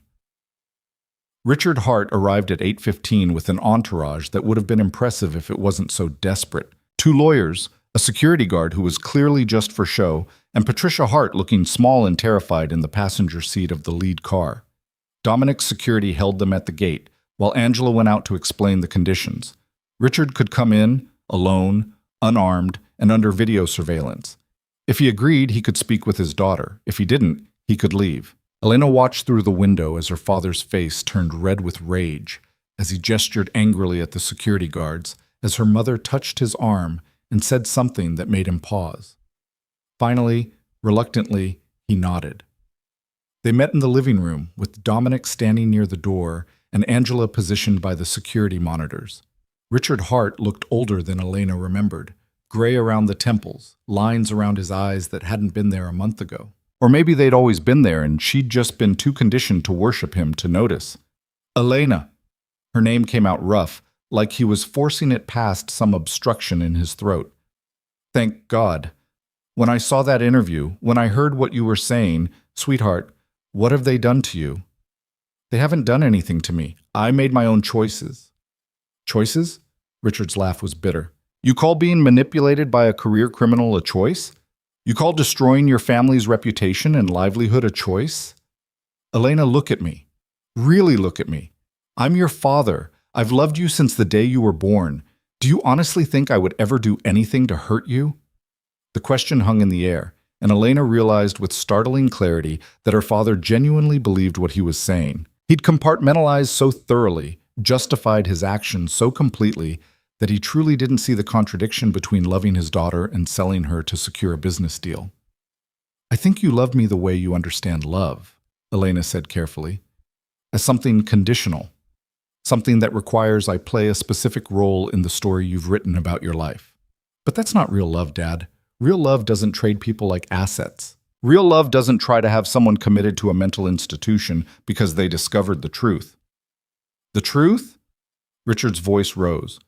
You want to talk about truth? The truth is that everything I built, everything our family has, I built for you and your sister, to give you opportunities, security, a future, and you repay me by conspiring with my enemies to destroy it all. I didn't conspire with anyone. I just stopped lying about what I saw. You saw what this man, Richard jabbed a finger toward Dominic, wanted you to see.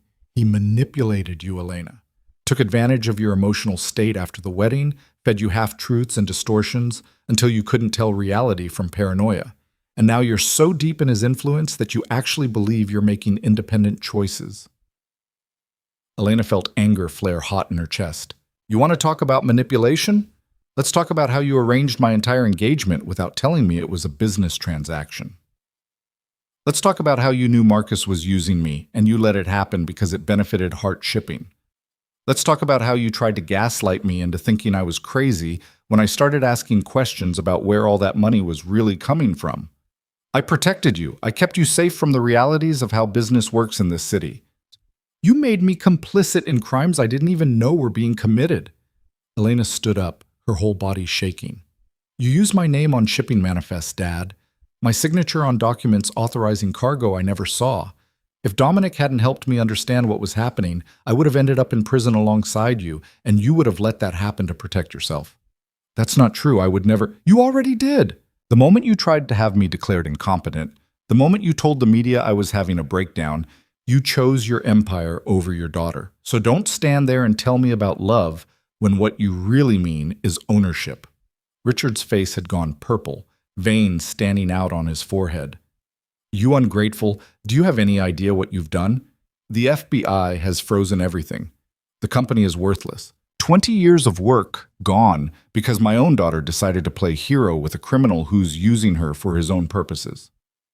Then maybe you shouldn't have built your empire on crimes that couldn't survive daylight, Elena shot back. Maybe you should have been the father you claimed to be instead of the criminal you actually are. For a moment, she thought he might hit her. His hand actually rose, curled into a fist, before Dominic moved with frightening speed to position himself between them. I think you should leave now, Dominic said, his voice deadly quiet. You. Richard turned his rage on Dominic. You did this. You poisoned her against her own family. You filled her head with lies because you wanted to take down the Chens, and you didn't care who you destroyed in the process. I gave her information and options. What she did with them was entirely her choice. Dominic didn't raise his voice, but authority radiated from him like heat. And if you had ever actually listened to your daughter, instead of trying to control her, you'd know that Elena doesn't need anyone to poison her against you. You managed that all by yourself. Richard lunged forward, but Dominic's security was faster. Within seconds, they had Richard's arms restrained, his face still twisted with fury. Let me go! I'm taking my daughter home, and there's nothing you can do to stop me. She's 28 years old, Dominic said. She's not property you can reclaim. She's a person who's choosing not to go with you. And if you try to force her, you'll be adding kidnapping to the list of charges you're already facing. Elena stepped forward, looking her father in the eye for what she suspected might be the last time. I'm not coming home, Dad. I'm not going back to being the daughter you wanted me to be. I'm not signing anything, supporting any defense strategy, or standing by your side while you try to lie your way out of this. You're on your own. Something in Richard's expression cracked. The rage drained away, replaced by something that looked almost like fear. Elena, please. I'm your father. You can't just abandon me. You abandoned me the moment you decided I was worth less than a shipping contract. Elena's voice was steady now, clear and final. Goodbye, Dad. Security escorted Richard Hart out of the house. Through the window, Elena watched him get back into his car, watched her mother try to comfort him, watched the small convoy pull away down the private road. She waited to feel something, grief, maybe, or relief, but all she felt was empty. Are you okay? Dominic asked quietly. I don't know. Ask me tomorrow, or next year, or whenever I finally process what just happened. The fallout was swift and brutal. Richard Hart was formally arrested 3 days later on charges ranging from conspiracy to commit fraud to human trafficking. Marcus Chen, faced with overwhelming evidence and the testimony of multiple witnesses, took a plea deal that would put him in federal prison for 15 years. Vanessa disappeared to Europe, reportedly staying with family friends in Switzerland while the scandal died down. Patricia Hart filed for divorce and issued a statement through her attorney expressing shock and betrayal at her husband's activities, claiming she'd had no knowledge of the criminal enterprise. Elena didn't know whether to believe that or not, and after a few sleepless nights, she decided it didn't matter. Her mother had made her choices, just like everyone else. They would all have to live with the consequences. The favor Dominic asked for came 6 weeks later, on a Thursday afternoon when Elena was finally starting to feel like she could breathe again. They were having coffee on the terrace of the safe house, which had gradually become less of a hiding place and more of a home, when he brought it up. I need to call in that favor, he said without preamble. Elena's stomach tightened. What do you need? A date to a charity gala, black tie, very boring speeches, approximately 4 hours of schmoozing with Miami's elite, who all think I'm either dangerous or fascinating or both. He paused. And I need you to come with me as my partner, not my employee or my witness or my strategic asset, just as someone who wants to be there. Elena stared at him. That's the favor? After everything? After all the resources you've spent protecting me, all the risks you've taken, you want me to go to a party with you? I want you to choose to go to a party with me. There's a difference. Dominic set down his coffee cup, not quite meeting her eyes. The truth is, Elena, I could ask you for information about your father's remaining assets. I could ask you to testify in cases that have nothing to do with Hart shipping. I could ask for 100 different things that would benefit me strategically. But what I actually want is to walk into that gala with you on my arm and know that you're there because you want to be, not because you owe me something. Why does that matter? Because somewhere in the last 6 weeks, this stopped being a transaction for me. And I need to know if it stopped being a transaction for you too, or if I've been reading this whole thing wrong. Elena's heart hammered against her ribs. She thought about the last 6 weeks, the late-night conversations about everything and nothing, the way Dominic had gradually let his walls down enough for her to see the man behind the crime boss facade, the strange domesticity that had developed between them in this house that was supposed to be temporary. She thought about the way her pulse quickened when he walked into a room, the way his rare smiles felt like victories, the way she'd started thinking of we instead of I, without even noticing the transition. It stopped being a transaction, she said quietly. Probably around the time you held my hand before the interview and told me I was stronger than I thought. Maybe even before that. Dominic finally looked at her, and the vulnerability in his expression stole her breath. So is that a yes to the gala? On one condition. Name it. After the gala, we figure out what this actually is. Not the strategy, not the protection arrangement, not the business relationship. This, us, whatever we're becoming. Elena reached across the table and took his hand. Because I'm tired of transactions and arrangements and relationships that are really just contracts in disguise. If we're going to do this, I want it to be real. Dominic's fingers tightened around hers. I can do real. I'm not sure I'm any good at it, but I can try. That's all I'm asking. The gala was exactly as boring as Dominic had promised, full of wealthy people making small talk about vacation homes and stock portfolios while pretending to care about whatever charity was being honored. But walking into that ballroom with Dominic beside her, feeling the weight of curious stares and whispered speculation, Elena discovered she didn't care what anyone thought. She'd survived worse than gossip. She'd walked through fire and come out the other side with her integrity intact and her future finally her own. When someone asked how they met, Elena smiled and said, "He found me at my lowest point and showed me I was stronger than I thought I was." When someone asked if the rumors were true, if she was really involved with Dominic Vale, Elena looked at the man who'd given her back her power and said, "Yes, and it's the first honest thing that's happened to me in years." 6 months later, Hart Shipping was liquidated to pay restitution to victims of the trafficking operation. Richard Hart was sentenced to 22 years in federal prison. Marcus Chen was serving his sentence at a minimum security facility in North Carolina, by all accounts a model prisoner who spent most of his time in the library avoiding the general population. Elena had started a non-profit organization helping women escape abusive relationships, funded partially by the restitution settlement and partially by anonymous donations from a source she suspected was Dominic but had never confirmed. She'd given dozens of interviews, spoken at conferences, become the face of a movement she'd never intended to start, but had discovered she was perfectly suited to lead. And Dominic, complicated, dangerous, surprisingly tender Dominic, had gradually transformed from her protector into her partner in every sense of the word. They had dinner together every night they were in the same city. They argued about politics and books, and whether pineapple belonged on pizza.